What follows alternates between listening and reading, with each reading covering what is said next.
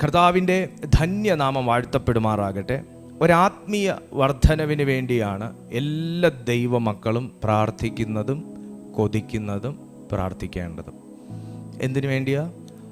ആത്മീക വർധനവിന് വേണ്ടിയാണ് എല്ലാ ദൈവമക്കളും, ദൈവദാസന്മാരും ദൈവദാസിമാരും പ്രാർത്ഥിക്കുന്നതും പ്രാർത്ഥിക്കേണ്ടതും കൊതിക്കുന്നതും. എന്താണ് ആത്മീക വർധനവ്? ഒരു പെരുക്കമാണ് വർധനവ്. ഒരു പെരുക്കം. എന്തിൻ്റെ പെരുക്കമാണ്? ആത്മാവിൻ്റെ പെരുക്കത്തെയാണ് നമ്മൾ വർധനവ് എന്ന് പറയുന്നത്. എന്ന് പറഞ്ഞാൽ ആത്മാവിലുണ്ടാകുന്ന വർധനവ്, ആത്മാവിനകത്ത് സ്വരൂപിക്കപ്പെട്ടിരിക്കുന്ന ശക്തിയുടെ, പരിശുദ്ധാത്മാവിൻ്റെ ശക്തിയുടെ പെരുക്കത്തെയാണ് നമ്മൾ വർധനവ് എന്ന വാക്കുകൊണ്ട് അർത്ഥമാക്കുന്നത്. തീർന്നില്ല. ആത്മീക വർധനവ് എന്താണ് എന്ന് നമ്മൾ മനസ്സിലാക്കിയാലേ വർധനവിൻ്റെ ആവശ്യകതയെക്കുറിച്ച് നമ്മൾ സംസാരിച്ചിട്ട് കാര്യമുള്ളൂ, മനസ്സിലാക്കാൻ പറ്റത്തുള്ളൂ. ആത്മീക വർധനവ് എന്ന് പറയുമ്പോൾ അത് ആത്മാവുമായി ബന്ധപ്പെട്ട മാത്രം വർധനവിനകത്ത് ഒതുങ്ങി നിൽക്കുന്ന ഒരു എക്സ്പ്ലനേഷൻ അല്ല. ആത്മീക വർധനവ് ഒരു വ്യക്തിക്ക് സാധ്യമാകുന്നത് അവൻ്റെ മാനസിക മേഖലകൾക്കകത്ത് ഗുണനിലവാരം മെച്ചപ്പെടുമ്പോൾ മാത്രമാണ്. അവൻ്റെ കർമ്മ മേഖലകൾക്കകത്ത് ഗുണനിലവാരം മെച്ചപ്പെടുമ്പോൾ മാത്രമാണ്. അപ്പോൾ ഒരു വ്യക്തിയുടെ കർമ്മ മേഖലകൾക്കകത്തുള്ള ഗുണനിലവാരം മെച്ചപ്പെടുകയും മനസ്സിൻ്റെ ക്വാളിറ്റിയിൽ വർധനവ് സംഭവിക്കുകയും ആത്മാവിൻ്റെ വർധനവിന് വേണ്ടി ഒരു വ്യക്തി ഭയങ്കരമായി ആഗ്രഹിക്കുകയും ചെയ്തു കഴിഞ്ഞാൽ തീർച്ചയായിട്ടും ആത്മാവിനകത്ത് സ്വരൂപിക്കപ്പെട്ടിരിക്കുന്ന, അല്ലെങ്കിൽ ഒരു മനുഷ്യാത്മാവിനകത്ത് സ്വീകരിക്കപ്പെട്ടിരിക്കുന്ന ദൈവത്തിൻ്റെ പരിശുദ്ധാത്മ ശക്തിക്കകത്ത് പെരുക്കമുണ്ടാകും, വർധനവുണ്ടാകും. ആത്മാവിൽ പരിശുദ്ധാത്മാവ് വന്ന് നിയന്ത്രണം ഏറ്റെടുക്കുമ്പോൾ ആരോ ഇങ്ങനെ ചിന്തിക്കുന്നു, പരിശുദ്ധാത്മാവ് നമ്മളിലേക്ക് വന്നതിന് ശേഷമാണ് നമ്മുടെ മനസ്സിൻ്റെ ഗുണനിലവാരം വർദ്ധിക്കുന്നതെന്നും നമ്മുടെ പ്രവൃത്തിയുടെ ഗുണനിലവാരം വർദ്ധിക്കുന്നതെന്നും. എന്നാൽ അത് തികച്ചും തെറ്റായ ഒരു ധാരണയാണ്. എന്നാൽ പിന്നെ പരിശുദ്ധാത്മാവ് വന്നതിന് ശേഷം ഞാൻ നന്നാകാം എന്ന ഒരു തീരുമാനക്കാരനായി മാറേണ്ടതായിട്ട് വരും. എന്നാൽ അങ്ങനെയല്ല. ഒരു വ്യക്തി എടുക്കുന്ന തീരുമാനങ്ങളോടുകൂടെയാണ് പരിശുദ്ധാത്മാവ് പ്രവർത്തിക്കുന്നത്. പരിശുദ്ധാത്മാവ് പറയും, അങ്ങനെ വേണ്ട, നമുക്ക് ഇങ്ങനെ ചെയ്യാം. ഇങ്ങനെ നമ്മളെ മാറ്റി കൊണ്ടുപോകുന്ന ഒരു പരിശുദ്ധാത്മാവല്ല. പ്രത്യേകിച്ച് നമ്മുടെ വളർച്ചയുടെ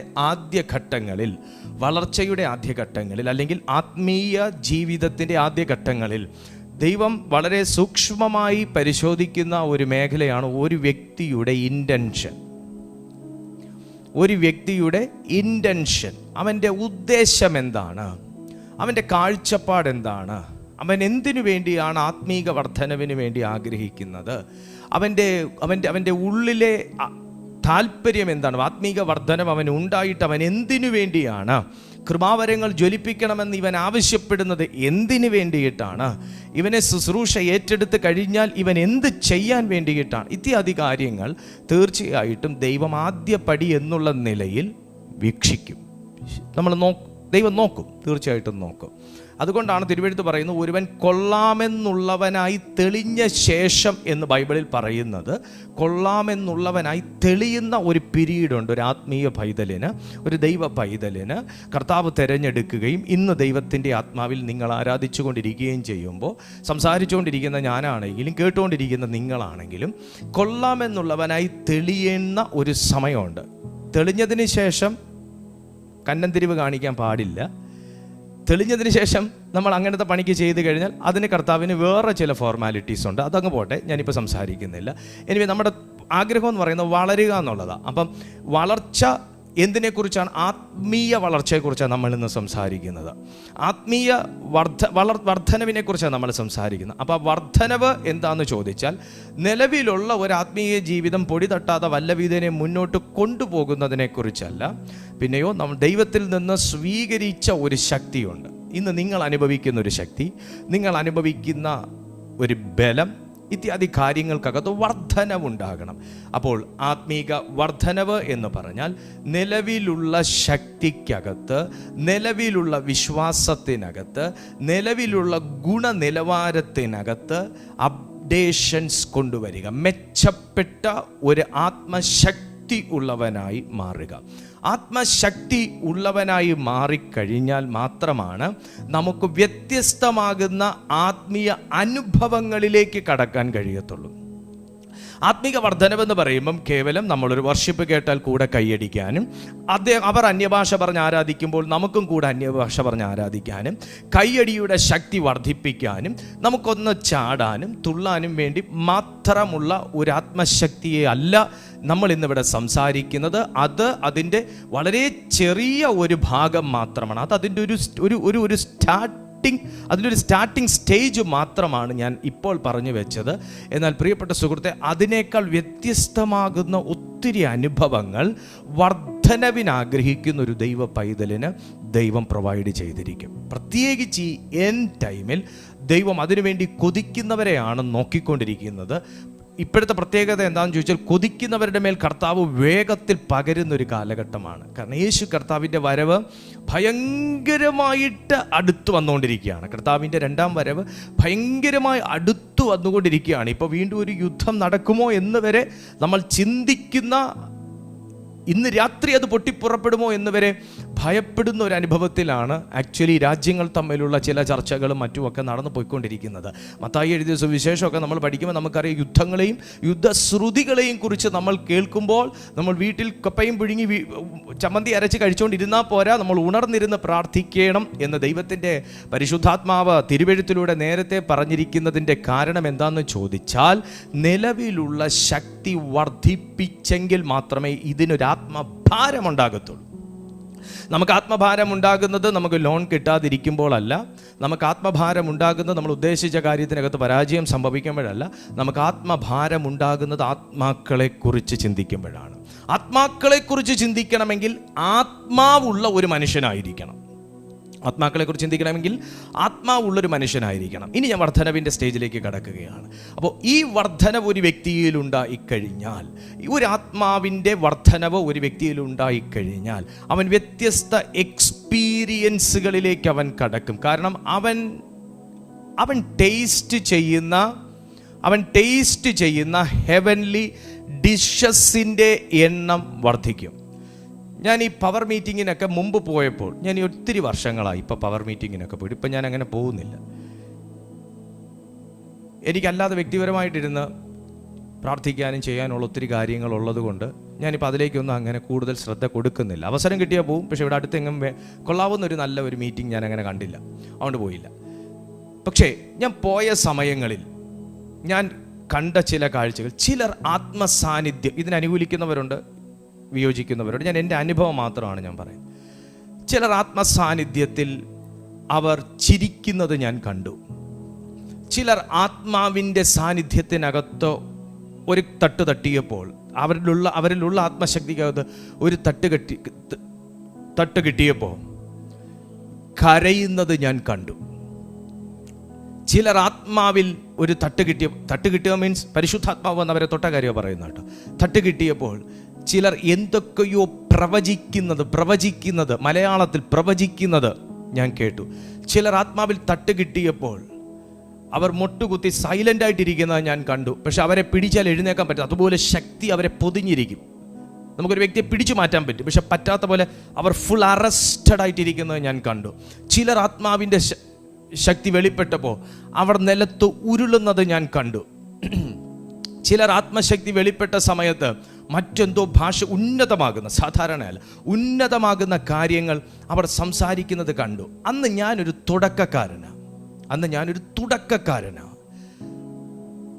ദൈവശക്തി എന്നെ തൊട്ടു തുടങ്ങുന്നൊരു സമയം, ഇതിനേക്കാൾ വളരെ വ്യത്യസ്തമാകുന്ന അനുഭവങ്ങളിലൂടെ ദൈവം എന്നെ തൊട്ടുകൊണ്ടിരിക്കുന്നൊരു സമയം.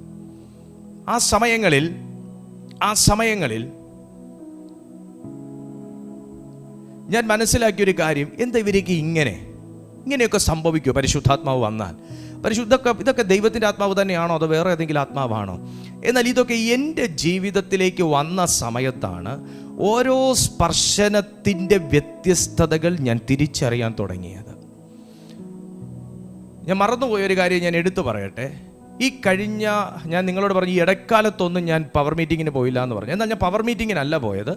ഒരു അന്യഭാഷ പ്രാർത്ഥന ഉണ്ടായിരുന്നു ഞങ്ങളുടെ ഇവിടെ നെയ്യാറ്റിൻകരയിൽ. കർത്താവിൻ്റെ അഭിഷിക്തൻ ഫിന്നി സ്റ്റീഫൻ പാസ്റ്റർ ഉണ്ടായിരുന്നു അന്ന് അവിടെ. അപ്പോൾ എനിക്ക് പരിചയമുള്ള ഒരു ബ്രദർ എന്നോട് പറഞ്ഞു, ഫിനി ചായൻ വരുന്നുണ്ട്, ബ്രദർ പറ്റുമെങ്കിൽ ഒന്ന് അവിടെ ജോയിൻ ചെയ്യുക എന്ന് പറഞ്ഞു. എൻ്റെ ആത്മീയ ജീവിതത്തിൽ വളരെ വ്യത്യസ്തമാകുന്ന ഒരു തിരിവിന് വേണ്ടി ദൈവം ഉപയോഗിച്ച ഒരു ശ്രേഷ്ഠ അഭിഷിക്തനാണ് ഫിന്നി സ്റ്റീഫൻ പാസ്റ്റർ. അപ്പോൾ അദ്ദേഹത്തിൻ്റെ മിനിസ്ട്രിയിലൂടെയാണ് പരിശുദ്ധാത്മാവിൻ്റെ ശക്തി വാസ്തവത്തിൽ എന്താണെന്ന് ഞാൻ എൻ്റെ ശരീരം കൊണ്ട് അനുഭവിച്ചറിഞ്ഞൊരു വ്യക്തി. അനുകൂലിക്കുന്നവർ കാണും, പ്രതികൂലിക്കുന്നവർ കാണും, ഡസൻറ്റ് മൈൻഡ്. ഞാൻ എൻ്റെ അനുഭവം പറഞ്ഞു എന്ന് മാത്രം. അപ്പോൾ അദ്ദേഹത്തിൻ്റെ ഒരു മീറ്റിംഗ് ഇവിടെ നടന്ന സന്ദർഭത്തിൽ ഞാൻ ഏറ്റവും ഫ്രണ്ടിൽ ഇങ്ങനെ നിൽക്കുകയാണ്. ഞാൻ പ്രതീക്ഷിച്ചില്ല എൻ്റെ മേലൊരു ദൈവശക്തി വരുമെന്ന്. പക്ഷേ എനിവേ ഞാൻ പ്രാർത്ഥിച്ചുകൊണ്ട് ഇങ്ങനെ എല്ലാവരെ പോലെ ഞാൻ അന്യഭാഷ പ്രാർത്ഥിച്ച് ഞാനിങ്ങനെ നിൽക്കുകയാണ്. എന്തോ ഒന്ന് എൻ്റെ മേൽ സംഭവിച്ചു. എടുത്തെറിയുന്നത് പോലെ സ്റ്റേജിൽ പോയി ഞാൻ അങ്ങ് തെറിച്ചു വീണു. പാസ്റ്റർ നിന്ന് ആ സ്റ്റേജിൽ പോയി തെറിച്ചു വീണ ഞാൻ പറയുന്നത് എനിക്കറിയാം, റിലം റിലം റിലം റിലം റിലം. ഇത് മാത്രമേ ഞാൻ പറയുന്നുള്ളൂ. ഇതിനെക്കുറിച്ച് മാത്രമേ ഞാൻ പറയുന്നുള്ളൂ. എനിക്ക് എൻ്റെ വായ പിടിച്ച് നിർത്തണമെന്നുണ്ട്. ഇന്ന് വായടയ്ക്കടോ എനിക്ക് നിർത്തണമെന്നുണ്ട്. കാരണം എല്ലാവരും സൈലൻ്റ് ആണ്. കാരണം ഈ ഒരു ശക്തി അവിടെ മാനിഫെസ്റ്റ് ചെയ്തപ്പോൾ എല്ലാവരും സൈലൻ്റ് ആണ്, എല്ലാവരും വീഴുന്നു. അതെല്ലാം കഴിഞ്ഞ് ഏറ്റവും അവസാനമാണ് എന്നെ വന്ന് കർത്താവ് തൊട്ടേ. അപ്പോൾ ഞാൻ ഈ ഒറ്റ വാക്ക് റിലം റിലം റിലം ഞാൻ അതിൽ നിന്ന് വീട്ടിൽ വന്നിട്ട് ഞാൻ ചിന്തിച്ചു, ഞാൻ എന്താ ഈ പറഞ്ഞേ, ഞാൻ എന്തിനാ അത് പറഞ്ഞത്? എനിക്ക് ഹോളി സ്പിരിറ്റ് കൂടുതൽ കാര്യങ്ങൾ അങ്ങോട്ട് ഗഹനമായി ചിന്തിപ്പിക്കാൻ തുടങ്ങി. എടാ, നമുക്ക് ഇപ്പം നീ ഉദ്ദേശിച്ചിരിക്കുന്ന ഒരു കാര്യമുണ്ട്. ഇപ്പോൾ ഇങ്ങനെയാണ് മിനിസ്ട്രി, ഇങ്ങനെയാണ് പ്രസംഗം, ഇങ്ങനെയാണ് പ്രാർത്ഥന, ഇങ്ങനെയാണ് പാട്ട്, ഇങ്ങനെയാണ് അന്യഭാഷ. ഞാൻ തുറന്ന് നിങ്ങളോട് പറയാം, നിങ്ങൾ ആരോടും പറയണ്ട. നമ്മൾ രണ്ടുപേരും അല്ലാതെ മൂന്നാമതൊരാളിത് അറിയണ്ട. ഞാനൊരു കാര്യം നിങ്ങളോട് പറയാം. നമ്മൾ ഉദ്ദേശിക്കുന്നത് പോലെ ഒന്നുമല്ല ജീവിതം, നമ്മൾ ഉദ്ദേശിക്കുന്ന പോലെയൊന്നും അല്ല പ്രാർത്ഥനകൾ. എത്രയോ ഹയർ റേഞ്ചിലേക്ക് കയറാൻ ദൈവം മനുഷ്യന് പ്രൊവിഷൻ തന്നിട്ടും നമ്മൾ എന്തോ ചില ചട്ടക്കൂടിനകത്ത് നിൽക്കുന്നത് കൊണ്ടാണ് നമ്മളിങ്ങനെ പ്രാർത്ഥിച്ച് നിൽക്കുന്നത്, നമ്മളിങ്ങനെ പ്രസംഗിച്ച് നിൽക്കുന്നത്, നമ്മളിങ്ങനെ മിനിസ്റ്റർ ചെയ്ത് നിൽക്കുന്നത്. കാരണം ഇങ്ങനെ ചെയ്താലേ അംഗീകരിക്കപ്പെടുകയുള്ളൂ എന്ന ഒരു വ്യർത്ഥ ബുദ്ധിക്കകത്ത് ആരൊക്കെയോ അടയ്ക്കപ്പെട്ടു പോയി. എന്ന് ദൈവത്തിൻ്റെ ആഗ്രഹം എന്താണെന്ന് ചോദിച്ചാൽ, മിസ്റ്റർ ദീപു കൃഷ്ണയ്ക്ക് കുറച്ചും കൂടെ വിശാലമായ ഒരു ആത്മതലം തുറന്നു കൊടുക്കണം. എന്നെ കണ്ടുകൊണ്ടിരിക്കുന്ന എക്സ് ഓർ വൈ, നിങ്ങൾക്ക് കുറച്ചൊരു വ്യത്യസ്തമായ ആത്മീയ വർധനവിനുള്ള അവസരം തുറന്നു തരണം. കാരണം കൂടുതൽ കാര്യങ്ങൾ നിങ്ങളോടൊന്ന് ഇറങ്ങി വന്ന് സംസാരിക്കാൻ, അല്ലെങ്കിൽ എന്നോട് ഇറങ്ങി വന്ന് സംസാരിക്കാൻ ദൈവം ആഗ്രഹിക്കുന്നു. നിങ്ങൾ കരുതും ഇന്നത്തെ ആത്മീയ വർധനവിനെ കുറിച്ച് പാസ്റ്റർ പഠിപ്പിക്കുമ്പം അത് പാസ്റ്ററിന് അറിയാം, പാസ്റ്റർ നിങ്ങളെ പഠിപ്പിക്കുകയാണെന്ന്. അങ്ങനെയല്ല. ഞാൻ ഉൾപ്പെടെയുള്ള വ്യക്തിത്വങ്ങൾ പരിശുദ്ധാത്മാവ് സംസാരിക്കുന്നതിലൂടെ പഠിച്ചുകൊണ്ടേയിരിക്കുന്നു. ഇപ്പം നിങ്ങളോട് സംസാരിക്കുമ്പോഴാണ് ഞാൻ ഈ കാര്യത്തെക്കുറിച്ച് കൂടുതലായിട്ട് പരിശുദ്ധാത്മാവ് സംസാരിക്കുമ്പോഴാണ് കൂടുതലായിട്ട് ഞാൻ ചിന്തിക്കുന്നത്. നിങ്ങൾ എൻ്റെ ശബ്ദത്തിൽ കൂടെ പഠിക്കുന്നു, അതുപോലെ തന്നെ ഞാൻ എൻ്റെ ശബ്ദത്തിൽ കൂടെ പരിശുദ്ധാത്മാവ് സംസാരിക്കുന്നത് റെക്കോർഡ് ചെയ്തുകൊണ്ടിരിക്കുന്നു. കാരണം വർധനവെന്ന് പറയുമ്പോൾ എനിക്കും വേണം, നിങ്ങൾക്കും വേണം. കുറച്ചും കൂടെ ബ്രോഡറായിട്ട് ചിന്തിക്കാൻ ഒരു വർധനവകത്ത് വന്നൊരു വ്യക്തിക്ക് മുമ്പിൽ മാത്രമേ ഈ സാധനം ദൈവത്തിന് തുറന്നു വെച്ചിട്ട് കാര്യമുള്ളൂ. ഈ സാധനം കൊണ്ടുവച്ചിട്ട് കാര്യമുള്ളൂ. എൻ്റെ കൊച്ചിൻ്റെ മുമ്പിൽ, 2.5 വയസ്സായ എൻ്റെ മോൻ്റെ മുമ്പിൽ ഞാനൊരു പെൻഡ്രൈവും കൊണ്ടുവെക്കും, ഞാനൊരു മിഠായിയും കൊണ്ടുവെക്കും. ചെക്കൻ ഏതെടുക്കും നിങ്ങൾ പറ? അല്ല, ഞാൻ മിഠായി മാറ്റിയിട്ട് ദാ മോനെ പെൻഡ്രൈവ്, സോങ്സ് ഡൗൺലോഡ് ചെയ്യുക, വീഡിയോസ് കോപ്പി പേസ്റ്റ് ചെയ്യുക, അത് ചെയ്യും ഇത് ചെയ്യുന്ന ഞാൻ ആ കൊച്ചൻ്റെ കയ്യിൽ അത് കൊടുത്ത് അവൻ 2 നേരം കടിക്കും, 2 കടി കടിക്കും, 3ാമത്തെ പ്രാവശ്യം അവൻ പട്ടിക്ക് എറിഞ്ഞു കൊടുക്കും. കാര്യം എന്താ? അത് അവൻ്റെ മുമ്പിൽ കൊണ്ടുവച്ചിട്ട് കാര്യമില്ല. അതിനേക്കാൾ അവനൊരു 15 വയസ്സായാൽ, അല്ലെങ്കിൽ 13 വയസ്സെങ്കിലും അറ്റ്ലീസ്റ്റ് ആയാൽ പെൻഡ്രൈവ് കൊണ്ടു കൊടുത്താൽ പെൻഡ്രൈവ് ആണെന്നെങ്കിലും അവന് മനസ്സിലാവും. അത് കമ്പ്യൂട്ടറിൽ കുത്താനുള്ള സാധനമാണെന്ന്, ഡേറ്റ ട്രാൻസ്ഫർ ചെയ്യാനുള്ള സാധനമാണെന്നെങ്കിലും കൊച്ചിന് മനസ്സിലാവും, ചെയ്യാൻ അറിയില്ലെങ്കിൽ പോലും. പക്ഷേ ഒരു 2.5 വയസ്സുള്ള കൊച്ചിൻ്റെ മുമ്പിൽ ഞാൻ കൊണ്ടു കൊടുക്കേണ്ടത് മിഠായിയാണ്, അല്ലാതെ പെൻഡ്രൈവ് അല്ല, ഹാർഡ് ഡിസ്ക് അല്ല, പുസ്തകങ്ങളല്ല. അവനിപ്പം മിഠായി നുണയാനുള്ള പ്രായവും പടങ്ങൾ കണ്ടും ലൈറ്റിൻ്റെ നിറം കണ്ടും ചിരിക്കാനുള്ളൊരു പ്രായവുമാണ്. ഇതുപോലെയാണ് നമ്മുടെ കാര്യം. നമുക്കകത്തൊരു വളർച്ച വന്നു എന്ന് ദൈവത്തിന് തോന്നാതെ ദൈവം വലിയ കാര്യങ്ങൾ, വലിയ ഡേറ്റാകൾ നമ്മുടെ മുമ്പിൽ ട്രാൻസ്ഫർ ചെയ്യാൻ ദൈവം തയ്യാറാകത്തില്ല. ദൈവത്തിന് കഴിയത്തില്ല.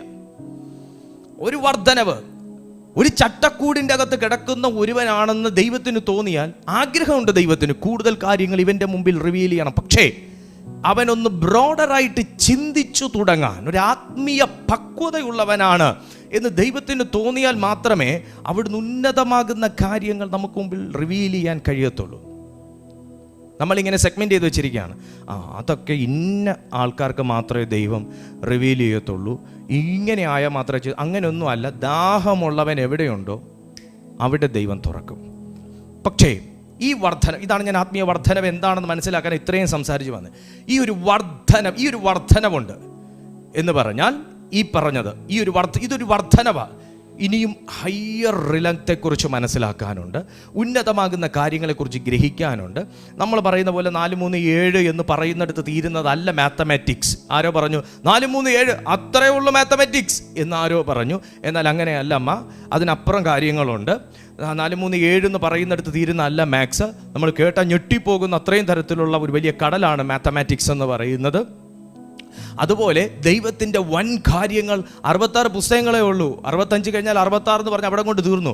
പക്ഷേ 6 കോടിയല്ല, 60 കോടിയല്ല, 600 കോടിയല്ല, 6000 കോടിയല്ല, 60,000 കോടിയല്ല, 6 ലക്ഷം കോടിയല്ല, അതിനപ്പുറം അർത്ഥങ്ങൾ, ദൈവത്തോളം വലിപ്പമുള്ള അർത്ഥങ്ങൾ കിടക്കുന്ന വിശുദ്ധ പുസ്തകങ്ങൾക്കകത്തു നിന്ന് ദൈവത്തിന് സംസാരിക്കണമെങ്കിലും, ദൈവത്തിന് അതിനകത്തുനിന്നുള്ള മർമ്മങ്ങളാകട്ടെ, നിധികളാകട്ടെ, ഖനികളാകട്ടെ നമ്മളിലേക്ക് ഏൽപ്പിക്കണമെന്നുണ്ടെങ്കിലും, ആ പുസ്തകത്തിനകത്ത് നമുക്ക് തുറന്നു തന്നിരിക്കുന്ന ദൈവരാജ്യത്തിൻ്റെ ആഴങ്ങളെക്കുറിച്ച് നമുക്ക് ഗ്രഹിപ്പിക്കണമെന്നുണ്ടെങ്കിലും, അതിനകത്ത് മറഞ്ഞിരിക്കുന്ന വിജയ രഹസ്യങ്ങളെ നമുക്ക് സ്കൂപ്പ് ചെയ്ത് എടുക്കണമെന്നുണ്ടെങ്കിലും, ഞാൻ എന്ന് പറയുന്നൊരു വ്യക്തി, എക്സ് ഓർ വൈ, നിങ്ങളെന്ന് പറയുന്നൊരു വ്യക്തി വളർച്ചയ്ക്ക് വേണ്ടി ആഗ്രഹിക്കുന്ന ഒരു വ്യക്തിയാണ് എന്ന് ഉയരത്തിലെ ദൈവത്തിന് തോന്നണം. ആർക്ക് തോന്നണം? ഉയരത്തിലെ ദൈവത്തിന് തോന്നണം. ആ ദൈവത്തിന് തോന്നിക്കഴിഞ്ഞാൽ നമ്മെ കർത്താവ് വളർത്തുവാനായിട്ട് തുടങ്ങും. അപ്പോൾ ആദ്യം ഒരു വ്യക്തിക്ക് ആത്മീയ വർധനവിന് വേണ്ടത് വളരണമെന്നുള്ളൊരു ദാഹമാണ്, വർദ്ധിക്കണമെന്നുള്ളൊരു ദാഹമാണ്, ആത്മാവിലേക്ക് ഫോക്കസ് ചെയ്യാനുള്ള ഒരു മനസ്സാണ്, ആത്മാവിലേക്ക് ഫോക്കസ് ചെയ്യാനുള്ള ഒരു മനസ്സ്. ആ മനസ്സുള്ളവർ മാത്രം ഒന്ന് കൈകൾ ഉയർത്തി പറഞ്ഞേ, എൻ്റെ കർത്താവേ, എൻ്റെ കൂടെ ഒന്ന് പ്രാർത്ഥിച്ചേ. പ്രിയ കർത്താവേ, ഞാൻ എന്നെ അങ്ങയുടെ കൈകളിലേക്ക് ഏൽപ്പിക്കുകയാണ്. കർത്താവേ, വളരണമെന്നുള്ള വലിയ ആഗ്രഹം എനിക്കുണ്ട്. എൻ്റെ ജീവിതത്തിൽ അതിന് തടസ്സമായിട്ടുള്ള എല്ലാ ചരടുകളെയും, എല്ലാ വിലങ്ങുകളെയും അവിടെ നീ സെക്കൻഡിൽ പൊട്ടിക്കണമേ. കേൾക്കുന്ന വചനം ഒരാത്മീയ വളർച്ചയ്ക്ക് സഹായിക്കത്തക്ക നിലയിൽ, ഒരാത്മീയ വർധനവിന് സഹായിക്കത്തക്ക നിലയിൽ എന്നെ പണിതെടുക്കണമേ, എന്നോട് സംസാരിക്കണമേ, എന്നെ ഉറപ്പിക്കണമേ. യേശുവിൻ നാമത്തിൽ തന്നെ ആമേൻ. ഇപ്പോൾ കർത്താവ് നമ്മുടെ പ്രാർത്ഥന കേട്ടിരിക്കുകയാണ്. ഒരു ദാഹമുള്ളൊരു വ്യക്തിയാണെന്ന് നാം ദൈവത്തിൻ്റെ സന്നിധിയിൽ ഒരപേക്ഷ സമർപ്പിച്ചിരിക്കുകയാണ്. ഇനി കേൾക്കുന്ന വചനങ്ങൾ കർത്താവ് നമ്മളോട് സംസാരിക്കും. അപ്പോൾ ആത്മീയ വർധനവിന് വേണ്ടി ഒരു വ്യക്തി തയ്യാറാകുമ്പോൾ അവൻ കൂടുതൽ റിസ്ക് എടുക്കുകയാണ്. ആത്മീയ വർധനവിന് വേണ്ടി ഒരു വ്യക്തി തയ്യാറെടുക്കുമ്പോൾ, അല്ലെങ്കിൽ അതിനുവേണ്ടി ഡിസൈഡ് ചെയ്യുമ്പോൾ, അതിനുവേണ്ടി അവൻ സ്റ്റെപ്പ് വെക്കുമ്പോൾ അവൻ നിലവിലുള്ള റിസ്കിൽ നിന്ന് കൂടുതൽ റിസ്ക് എടുക്കുന്ന ഒരു വ്യക്തിയായി മാറുകയാണ്. കാരണം നിലവിൽ അവൻ ആത്മീയ ജീവിതത്തിൽ ഒത്തിരി സൈറ്റാനിക് അറ്റാക്കുകൾ അവൻ ഫേസ് ചെയ്യുന്നുണ്ടായിരിക്കും. പക്ഷേ ആ ഒരു മനുഷ്യൻ വീണ്ടും കൂടുതൽ റിസ്ക് എടുക്കുന്ന ഒരവസ്ഥയാണ്. എനിക്ക് ആത്മീയമായ ഒരു വർധനവ് വേണം. ഇതൊരിക്കലും സാത്താനിക ലോകം ആഗ്രഹിക്കുന്ന ഒരു കാര്യമല്ല.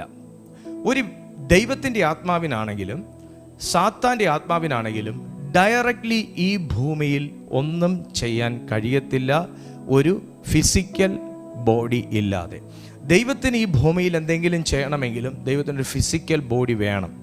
അതുപോലെ സാത്താൻ്റെ ആത്മാവിനും ഈ ഭൂമിയിൽ എന്തെങ്കിലും ചെയ്യണമെങ്കിൽ ഫിസിക്കൽ ബോഡി വേണം. അപ്പോൾ ഒരു ശരീരത്തോടു കൂടിയ മനുഷ്യൻ ദൈവത്തിൻ്റെ മനുഷ്യനായി മാറാൻ വേണ്ടി അപേക്ഷ സമർപ്പിക്കുന്നതോ ദൈവത്തിൻ്റെ മനുഷ്യനായി മാറാൻ വേണ്ടി തീരുമാനിച്ചുറയ്ക്കുന്നതോ സാത്താനീയ ലോകത്തിനോ സാത്താനെ അനുഗമിക്കുന്ന ഭൂതങ്ങൾക്കോ ഇഷ്ടമല്ല. അവർ സഡൻലി തന്നെ, അടുത്ത ദിവസമല്ല, സഡൻലി തന്നെ നമ്മളെ ആ തീരുമാനത്തിൽ നിന്ന് പിന്തിരിപ്പിക്കാൻ വേണ്ടി അവരാൽ കഴിയുവോളം സ്റ്റെപ്പ് ബൈ ആയിട്ട് അവർ പല കാര്യങ്ങൾ പരിശ്രമിച്ചുകൊണ്ടേയിരിക്കും. കാരണം ഒരു ശരീരത്തോടു കൂടിയ ആത്മാവ് ദൈവത്തിങ്കലേക്ക് പോയി ചേർന്ന് കഴിഞ്ഞാൽ ദൈവം അവനെ ദൈവത്തിൻ്റെ പ്രതിപുരുഷനായിട്ട് ഈ ഭൂമിയിൽ യൂസ് ചെയ്യും.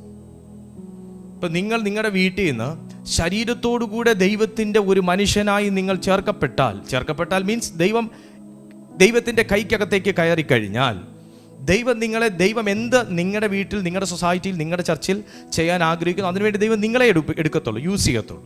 അപ്പോൾ ഇത് അവൻ്റെ അനുയായികൾക്ക് ഭയങ്കര ഭീഷണിയാണ്. അതുകൊണ്ട് എത്രയും പെട്ടെന്ന് നിങ്ങളെ ആ ഒരു തീരുമാനത്തിനകത്തുനിന്ന് വിഡ്രോ ചെയ്യാനേ ശ്രമിക്കത്തുള്ളൂ. ഏതൊക്കെ രീതിയിലാണ് സാത്താൻ ഒരു മനുഷ്യൻ്റെ ആത്മീയ ചോർച്ച ഉണ്ടാക്കുന്നത്? ഞാൻ കഴിഞ്ഞ ദിവസം ഒരു വീഡിയോ കണ്ടു. എന്നാണെന്നറിയാമോ? ഒരു മനുഷ്യൻ നടക്കുന്നു, ഒരു ദൈവത്തിൻ്റെ മനുഷ്യനാണ് നടക്കുന്നു.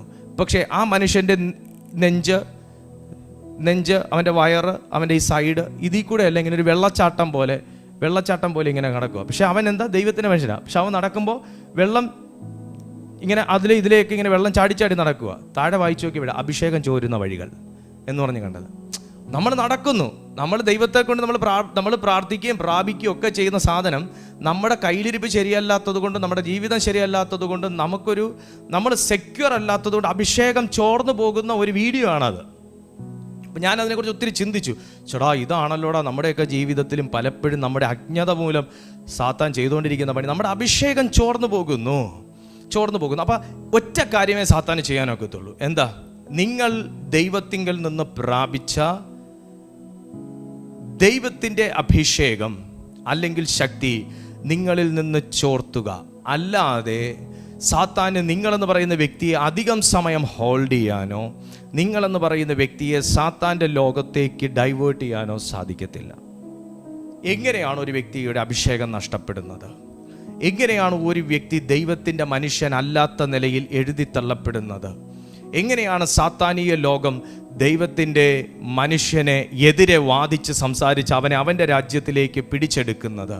ഇത്യാദി കാര്യങ്ങൾ നമ്മൾ പരിശോധിക്കുമ്പോൾ തിമോത്തിയോസാണ് അതിന് ഏറ്റവും നല്ലൊരു ഉദാഹരണമായി പൗലോസ് ചൂണ്ടിക്കാണിച്ചിരിക്കുന്നത്. പൗലോസ് തൻ്റെ പുത്രനായ തിമോത്തിയോസിനോട് പറയുന്നത്, തിമോത്തിയോസിന് എഴുതിയ 1-ാമത്തെ ലേഖനം 1-ാമത്തെ അധ്യായം അതിൻ്റെ 3-ാമത്തെ വാക്യം വായിക്കുമ്പോൾ, തിമോത്തിയോസിന് എഴുതിയ 1-ാമത്തെ ലേഖനം 1-ാമത്തെ അധ്യായം അതിൻ്റെ 3-4 വാക്യങ്ങൾ വായിക്കുമ്പോൾ, അന്യത ഉപദേശിക്കരുതെന്നും വിശ്വാസം എന്ന ദൈവവ്യവസ്ഥയ്ക്കല്ല തർക്കങ്ങൾക്ക് മാത്രം ഉതകുന്ന കെട്ടുകഥകളെയും അന്തമില്ലാത്ത വംശാവലികളെയും ശ്രദ്ധിക്കരുതെന്നും ചിലരോട് ആജ്ഞാപിക്കേണ്ടതിന് നീ എഫെസോസിൽ താമസിക്കണം എന്ന് ഞാൻ മക്കദോന്യയ്ക്ക് പോകുമ്പോൾ അപേക്ഷിച്ചതുപോലെ ഇപ്പോഴും ചെയ്യുന്നു.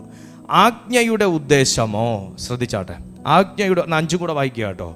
ആജ്ഞയുടെ ഉദ്ദേശമോ ശുദ്ധ ഹൃദയം, നല്ല മനസാക്ഷി, നിർവ്യാജ വിശ്വാസം എന്നിവയാൽ ഉളവാകുന്ന സ്നേഹം തന്നെ. അപ്പോൾ ദൈവത്തിൻ്റെ കൽപ്പനയ്ക്ക് ഉദ്ദേശമുണ്ട്, പൗലോസിൻ്റെ ഉപദേശത്തിനും ഉദ്ദേശമുണ്ട്. പൗലോസിൻ്റെ ഉപദേശങ്ങളൊന്നും പൗലോസിൻ്റെ ഇഷ്ടത്താൽ ചെയ്തതല്ല, പരിശുദ്ധാത്മാവിൻ്റെ നിയോഗത്താലും നടത്തിപ്പിനാലും പൗലോസ് എഴുതിയ ലേഖനങ്ങളാണ്. അല്ലാതെ ആരും വന്ന് പൗലോസിനോ അവനിട്ട് കുത്തി ഒരു വചനം കൂടെ വെച്ച് എഴുതി കയറ്റിക്കൂടച്ചാ എന്നൊന്നും പറഞ്ഞ് ആരും വന്ന് കുത്തിത്തിരിപ്പിച്ച് എഴുതിച്ചൊന്നും അല്ല. ചിലർ ആരൊക്കെ അങ്ങനെയൊക്കെ ചെയ്യുന്നുണ്ട്. ഒരു വചനം കൂടെയൊക്കെ വെച്ച് കുത്തി കയറ്റി കൊടുക്കും. മോനെ, വചനം എന്ന് പറയുന്ന കുത്താനുള്ളതല്ല, പൊറുപ്പിക്കാനുള്ളതാണ്. കേട്ടാട്ടെ. അപ്പം ആജ്ഞയുടെ ഉദ്ദേശമോ അപ്പം ഉദ്ദേശമുള്ള ഒന്നാണ് ദൈവത്തിൻ്റെ ആജ്ഞ. ഒന്നുകൂടെ ലളിതമായി പറയാം, ഉദ്ദേശമുള്ള ഒന്നാണ് ദൈവത്തിൻ്റെ ശബ്ദം. ഇപ്പം നിങ്ങളുടെ അരികിലേക്ക് ഈ വേർഡ് വരുന്നത് ഒരു ഉദ്ദേശവും ഇല്ലാഞ്ഞിട്ടല്ല. നിങ്ങളുടെ അരികിലേക്ക് ഈ ഒരു മെസ്സേജ് ഇന്ന് എത്തിയത് ഒരു ഉദ്ദേശവും ഇല്ലാഞ്ഞിട്ടല്ല. എനിക്ക് വേണമെങ്കിൽ അനുഗ്രഹത്തിൻ്റെ വാക്യങ്ങൾ എടുക്കാം, എനിക്ക് ദൈവത്തിനല്ല, എനിക്ക് എടുക്കാം. നിങ്ങളെ ഒന്ന് കത്തിക്കുന്ന വാക്യങ്ങൾ എടുക്കാം. ആർക്ക്? എനിക്ക് നിങ്ങളെ വേണമെങ്കിൽ ഒന്ന് ബലപ്പെടുത്തുന്ന വാക്യം എടുക്കാം. ആർക്ക്? എനിക്ക്. പക്ഷെ ദൈവം എടുക്കത്തില്ല. ഞാൻ എടുക്കും, ദൈവം എടുക്കത്തില്ല. ദൈവത്തിന് അറിയാം ദൈവത്തിൻ്റെ പ്ലാറ്റ്ഫോമിൽ, ദൈവത്തിൻ്റെ ഒരു ദിവസത്തിൽ എന്ത് ചെയ്യണമെന്ന് ദൈവത്തിന് അറിയാം. ഞാൻ വീണ്ടും ദൂതായി പറയുന്നു, 2-ാം ദിവസം കർത്താവ് ചെയ്യേണ്ട ക്രിയേഷൻ 6-ാം ദിവസത്തിലേക്ക് മാറ്റിയതുമില്ല. 6-ാം ദിവസത്തിൽ ചെയ്യേണ്ട ക്രിയേഷൻ 2-ാമത്തെ ദിവസത്തേക്ക് കൊണ്ടുവന്നിട്ടുമില്ല. 1-ാം ദിവസം കർത്താവ് ചെയ്യേണ്ടത് ചെയ്തു, നല്ലത് എന്ന് കണ്ടു, അതിനെ അനുഗ്രഹിച്ചു. 2-ാം ദിവസം ചെയ്യേണ്ടത് കർത്താവ് ചെയ്തു, നല്ലത് എന്ന് കണ്ടു, അതിനെ അനുഗ്രഹിച്ചു. 3-ാം ദിവസം ചെയ്യേണ്ടത് ചെയ്തു, അനുഗ്രഹിച്ചു. ദൈവത്തിനറിയാം എന്ത് ഒരു ദിവസം എൻ്റെ ജീവിതത്തിൽ ചെയ്തു തരണമെന്ന്. ഞാൻ ആരോട് പ്രവചിച്ച് സംസാരിക്കുകയാണ്. ദൈവത്തിനറിയാം. നമ്മൾ ദൈവത്തെ പിടിച്ച് കുലുക്കുമ്പോഴോ ബഹളം വെക്കുമ്പോഴോ പട്ടിണി സമരം കിടക്കുമ്പോഴോ ഒന്നും അല്ല. കർത്താവിനറിയാം എന്ത് എൻ്റെ ജീവിതത്തിൽ, എന്ത് നിങ്ങളുടെ ജീവിതത്തിൽ ഇന്ന് ചെയ്യണമെന്ന് കർത്താവിന് നന്നായിട്ടറിയാം. ഞാൻ വീണ്ടും പ്രവചിച്ച് പറയുന്നു, ആരെങ്കിലും ഒരാൾ പറഞ്ഞു എന്ന് പറഞ്ഞ് ദൈവം മാറിപ്പോയിട്ട് നിങ്ങൾക്കുള്ള അനുഗ്രഹത്തെ തരാതിരിക്കത്തുമില്ല. നിങ്ങൾക്ക് ചെയ്യാനുള്ളത് ദൈവം ചെയ്യാതിരിക്കത്തുമില്ല. ദൈവത്തിൻ്റെ ആജ്ഞയുടെ ഉദ്ദേശമോ അർത്ഥം, ദൈവത്തിൻ്റെ ഒരാജ്ഞ അല്ലെങ്കിൽ അഭിഷേകമുള്ളൊരു മനുഷ്യൻ്റെ വായിൽ നിന്ന് പുറപ്പെടുന്നൊരു വാക്ക്, അതിനൊരു ഉദ്ദേശമുണ്ട്. നിങ്ങൾ കരുതുന്നുണ്ടോ പൗലോസിൻ്റെ ഉദ്ദേശമാണെന്ന് പറയുന്നത്? അല്ല. പൗലോസിന് തിമോത്തിയോസ് ശുദ്ധഹൃദയം ഉണ്ടായിട്ട് എന്തോ ചെയ്യാനാ? തിമോത്തിയോസിന് നല്ല മനസാക്ഷി ഉണ്ടായിട്ട് അദ്ദേഹത്തിൻ്റെ പോക്കറ്റ് നിറയാനാണോ? അല്ല. ഈ ശുദ്ധഹൃദയം, മനസാക്ഷി, നിർവ്യാജ വിശ്വാസമൊക്കെ ആഗ്രഹിക്കുന്നത് സാക്ഷാൽ ദൈവമാ. ഞാൻ തിരിച്ചൊന്ന് സംസാരിക്കട്ടെ. ഞാൻ നിങ്ങളോട് പറയുന്നു, നിങ്ങൾക്ക് നിർവ്യാജ വിശ്വാസം ഉണ്ടാകണം. നിങ്ങൾക്ക് നിർവ്യാജ വിശ്വാസം ഉണ്ടായാൽ എന്തിന് ഞാനത് പറയുന്നു? എൻ്റെ ദൈവത്തിൻ്റെ രാജ്യത്തിന് ബെനിഫിറ്റ്. അല്ലാതെ എനിക്കെന്താ ബെനിഫിറ്റ്? അങ്ങനെ ഒരു ബെനിഫിറ്റിനെ കുറിച്ച് ചിന്തിച്ചിട്ടുമില്ല. ഞാൻ തിരിച്ച് നിങ്ങൾക്കൊന്ന് മനസ്സിലാക്കാൻ വേണ്ടി ചോദിക്കുന്നു, എനിക്കെന്തെങ്കിലും ബെനിഫിറ്റ് ഉണ്ടോ? നിങ്ങൾ നല്ല മനസാക്ഷിയുള്ളൊരു മനുഷ്യൻ, ദീപു പാസ്റ്ററിന് സ്തോത്രം. അല്ല, നല്ല മനസാക്ഷിയുള്ള മനുഷ്യനാണെങ്കിൽ നാട്ടുകാർ നിങ്ങളെ നല്ലതെന്ന് പറയും, അതിലുപരി ദൈവം നിങ്ങളെ നല്ലതെന്ന് പറയും. അപ്പോൾ പൗലോസിൻ്റെ ഉദ്ദേശം നല്ല പറയുന്നത്, ആജ്ഞയുടെ ഉദ്ദേശമോ എന്ന് പറയുമ്പോൾ ആജ്ഞയ്ക്കൊരു ഉദ്ദേശമുണ്ട്. ദൂതായി ഞാൻ പറയുന്നു, ദൈവത്തിൻ്റെ വേർഡിന് ഒരു ഉദ്ദേശമുണ്ട്, ദൈവത്തിൻ്റെ കൽപ്പനയ്ക്കൊരു ഉദ്ദേശമുണ്ട്, ദൈവത്തിൻ്റെ ശബ്ദത്തിനൊരു ഉദ്ദേശമുണ്ട്. എവിടെയെങ്കിലും കർത്താവ് ദൂതനോട് സംസാരിച്ച വാക്ക് ചുമരിന്മേൽ തട്ടി ഭൂമിയിൽ വീണ ചരിത്രം നിങ്ങൾ കേട്ടിട്ടുണ്ടോ? ദൂതനോട് ചെന്ന് ചേരേണ്ട കൽപ്പനകൾ ദൂതനിലേക്ക് ചെന്ന് ചേരുന്നത് പോലെ, സിംഹാസനങ്ങളിൽ ഇരിക്കുന്ന മൂപ്പന്മാരോട് പറയേണ്ട കാര്യങ്ങൾ മൂപ്പന്മാരിലേക്ക് ചെന്ന് ചേരുന്നത് പോലെ, സ്വർഗീയ ജീവികളിലേക്ക് ദൈവം കൽപ്പിക്കുന്ന വാക്കുകൾ എവിടെയും തട്ടിത്തെറിച്ച് ഭൂമിയിലോ നക്ഷത്രങ്ങളിലോ പോയി ചെന്ന് പതിക്കാത്തതുപോലെ, ഇന്ന് ഈ സന്ദേശത്തിൽ അറ്റൻഡ് ചെയ്തുകൊണ്ടിരിക്കുന്ന ചില വ്യക്തികളോടുള്ള ദൈവ ശബ്ദങ്ങൾ, ഇന്ന് ഈ സന്ദേശം അറ്റൻഡ് ചെയ്തുകൊണ്ടിരിക്കുന്ന ചില വ്യക്തികളോടുള്ള ദൈവിക അരുളപ്പാടുകൾ, ഇന്ന് ഈ സന്ദേശം അറ്റൻഡ് ചെയ്തുകൊണ്ടിരിക്കുന്ന ദൈവം കണ്ട നിങ്ങളുടെ മേലുള്ള ദൈവിക വിടുതലുകൾ എവിടെയും തട്ടിത്തെറിച്ചു പോകുകയില്ലെന്ന് ഞാൻ ആത്മാവിൽ പ്രവചിക്കുന്നു. യേശുവിന്റെ നാമത്തിൽ ചിലരെ മറികടന്നു വരുന്ന ഒരു അനുഗ്രഹം അത് നിന്റെ മേലാ വീഴുന്നതെങ്കിൽ, ചിലരെ മറികടന്നു വരുന്ന ഒരു സെലക്ഷൻ അത് നിന്റെ മേലാ വരേണ്ടതെങ്കിൽ, യേശുവിന്റെ നാമത്തിൽ അതിനെ തട്ടിത്തെറിപ്പിക്കുന്ന ഒരു മറയില്ല, അതിനെ തടഞ്ഞു വെക്കുന്ന ഒരു ദുഷ്ടകരമില്ല, അതിനെ തടഞ്ഞു വെക്കുന്ന ഒരു ദുഷ്കർമ്മവുമില്ല. കാരണം ആജ്ഞയ്ക്ക് ഉദ്ദേശമുണ്ടെന്ന് ദൈവത്തിന്റെ വചനം പറയുന്നു. ആജ്ഞയുടെ ഉദ്ദേശമോ? അപ്പോൾ ഒരു ആജ്ഞയ്ക്കൊരു മനുഷ്യനിൽ എന്തോ ചെയ്തെടുക്കാൻ കഴിയുമത്രേ. ഒരു ദൈവ ശബ്ദത്തിനൊരു മനുഷ്യനിൽ എന്തോ ചെയ്തെടുക്കാൻ കഴിയുമെന്ന ദൈവത്തിന്റെ വചനം പറയുന്നത്. വചനം കേട്ട എന്തോ നടക്കും? ഒരാശ്വാസം കിട്ടും. ആരോ തെറ്റിദ്ധരിച്ചു പറഞ്ഞു. വചനം കേട്ട ഒരാശ്വാസം കിട്ടും. ആരോ തെറ്റിദ്ധരിച്ചു പറഞ്ഞു. അല്ലെങ്കിൽ നിങ്ങളുടെ ബുദ്ധി തെറ്റായി അതിനെ ഡീകോഡ് ചെയ്ത് വെച്ചിരിക്കുന്നു. ഇന്ന് തിരുത്തിക്കോ. അങ്ങനെയാണെങ്കിൽ ആശ്വാസത്തിന് വേണ്ടി നമുക്ക് പ്രാർത്ഥിക്കുക പോലും വേണ്ട. എപ്പോഴും നമ്മൾ യൂട്യൂബ് മെസ്സേജ് കേട്ടാൽ മതി. അപ്പൊ അവിടെ അല്ല അതിന്റെ ശരി. അത് കോഡിങ്ങിൽ എന്തോ പ്രശ്നം പറ്റി. അപ്പൊ ദൈവവചനം കേട്ട എന്തോ വരും, എന്തോ സംഭവിക്കും. തിരുത്തി എഴുതിക്കോ. ചില ഉദ്ദേശങ്ങൾ വെളിപ്പെട്ടു വരും. ദൈവത്തിന് എൻ്റെ ലൈഫിൽ ചെയ്യാനുള്ള ചില ഉദ്ദേശങ്ങൾ ചെയ്തെടുക്കാൻ സാധിക്കും. ആജ്ഞയുടെ ഉദ്ദേശമോ എന്ന് പറയുമ്പോൾ, ദൈവത്തിന് ഒരു സഭയുടെ മേൽ, ദൈവം ആ ആജ്ഞ കൊടുത്തൊരു വ്യക്തിയുടെ മേൽ, ഇപ്പം ഇന്ന് ഈ മീറ്റിങ്ങിൽ അറ്റൻഡ് ചെയ്തുകൊണ്ടിരിക്കുമ്പോൾ ഒത്തിരി ദൈവമക്കൾ യൂട്യൂബിലായിട്ടും സൂമിലായിട്ടും ഒക്കെ ഈ മെസ്സേജ് അറ്റൻഡ് ചെയ്തുകൊണ്ടിരിക്കുന്നുണ്ട്. അപ്പോൾ ഒരേ സമയം ഈ സന്ദേശം കേട്ടുകൊണ്ടിരിക്കുന്ന ദൈവ മക്കളുടെ മേൽ ഈ ആജ്ഞ നൽകുന്നത് കൊണ്ട് ചില ഉദ്ദേശങ്ങൾ ദൈവത്തിനുണ്ട്. ആ ഉദ്ദേശങ്ങൾ സാധ്യമാക്കിയെടുക്കാൻ പോകുന്നു. പൗലോസിനോട്, തിമോത്തിയോസിനോട് പറഞ്ഞത് ഇങ്ങനെയാണ്, അന്യത ഉപദേശിക്കരുതെന്നും. അപ്പോൾ ദൈവത്തിൻ്റെ ഉദ്ദേശം ഒരു വ്യക്തിയിൽ ചെയ്തെടുക്കാൻ കഴിയാത്ത ചില കാരണങ്ങളുണ്ട്. ഒരു വ്യക്തിയുടെ ജീവിതത്തിൽ ആത്മീയ വർധനവിന് അനുവദിക്കാത്ത ചില കാരണങ്ങളുണ്ട്. ഒരു വ്യക്തിക്ക് ആത്മീയ വർധനവിന് തടസ്സമായി നിൽക്കുന്ന കാരണങ്ങളുണ്ട്. ഒരു വ്യക്തിയുടെ മേൽ ആത്മീയമാകുന്ന ദൈവത്തിൻ്റെ ഉദ്ദേശങ്ങൾ നടപ്പാക്കി എടുക്കാൻ കഴിയാത്ത ചില കാരണങ്ങളുണ്ട്. അതിൻ്റെ കാരണങ്ങളെക്കുറിച്ചാണ് പൗലോസ് ഇവിടെ എഴുതിയത്. ആമേൻ. അന്യത ഉപദേശിക്കരുതെന്നും വിശ്വാസം എന്ന ദൈവ വ്യവസ്ഥയ്ക്കല്ല, തർക്കങ്ങൾക്കു മാത്രം ഉതകുന്ന കെട്ടുകഥകൾ, അനാവശ്യമാകുന്ന തർക്കങ്ങളും അനൈക്യതകളും ദൈവത്തിൻ്റെ പ്രവൃത്തിയും ഉദ്ദേശവും, അതൊരു വീട്ടിലാകട്ടെ, ഒരു സഭയിലാകട്ടെ, ഒരു ഓർഗനൈസേഷനിലാകട്ടെ, ഒരു കൂട്ടായ്മയിലാകട്ടെ, ചെറിയൊരു കൂട്ടായ്മയിലാകട്ടെ, വലിയൊരു കൂട്ടായ്മയിലാകട്ടെ, വ്യക്തിപരമായ ജീവിതത്തിലാകട്ടെ ഉണ്ടെങ്കിൽ ദൈവത്തിൻ്റെ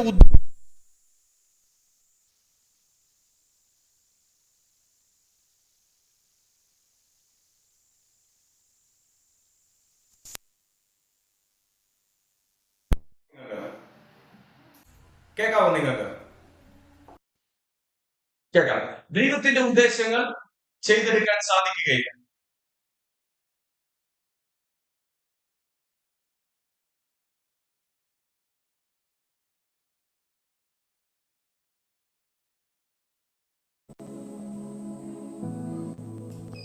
കേൾക്കാമല്ലോ അല്ലേ?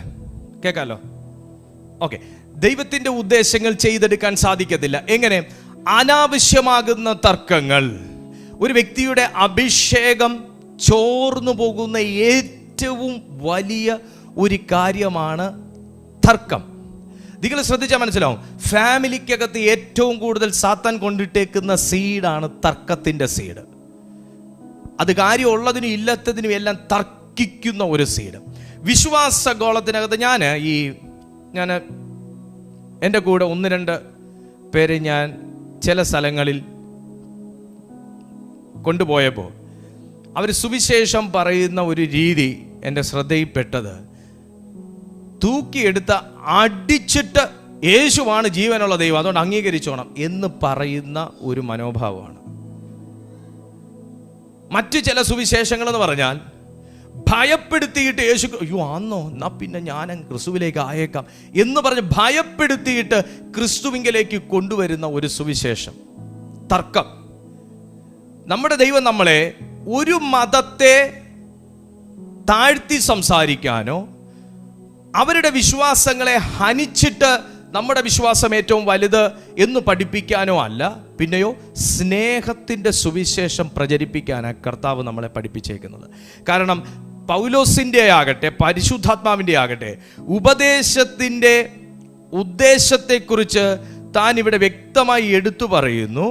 ആജ്ഞയുടെ ഉദ്ദേശമോ ശുദ്ധ ഹൃദയം, നല്ല മനസാക്ഷി, നിർവ്യാജ വിശ്വാസം എന്നിവയാൽ ഉളവാകുന്ന സ്നേഹം തന്നെ.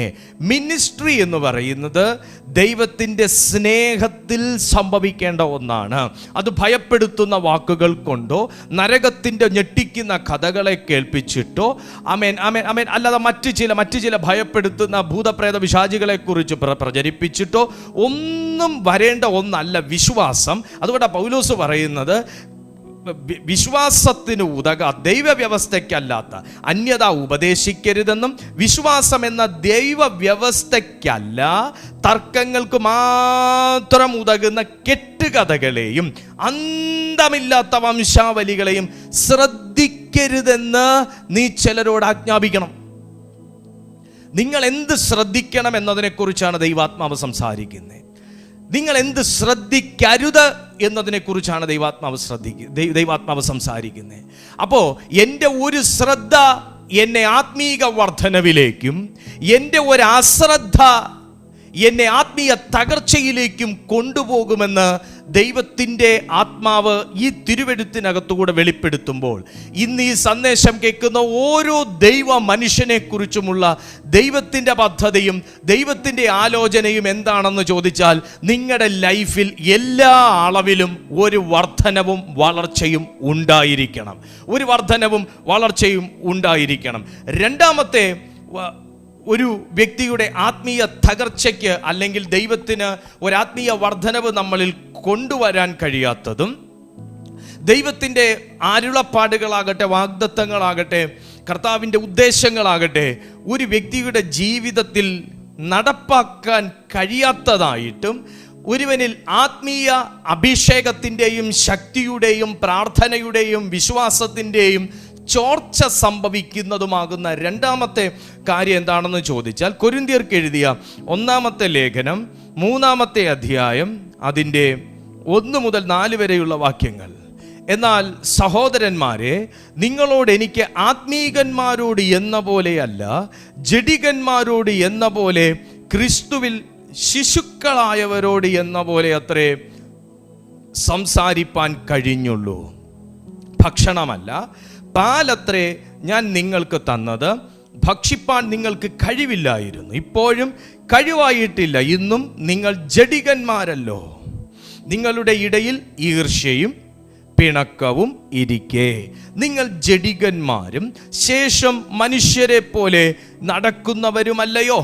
ഒരുത്തൻ ഞാൻ പൗലോസിൻ്റെ പക്ഷക്കാരൻ എന്നും മറ്റൊരുത്തൻ ഞാൻ അപ്പൊല്ലോസിൻ്റെ പക്ഷക്കാരൻ എന്നും പറയുമ്പോൾ നിങ്ങൾ സാധാരണ മനുഷ്യരല്ലയോ? അപ്പോൾ ഇവിടെ നിന്ന് എനിക്ക് മനസ്സിലാക്കാൻ, അല്ലെങ്കിൽ ദൈവത്തിൻ്റെ ആത്മാവ് എനിക്ക് തുറന്നു തരുന്നൊരു കാര്യം, ജഡികനല്ല മനുഷ്യൻ. മനസ്സിലായില്ല?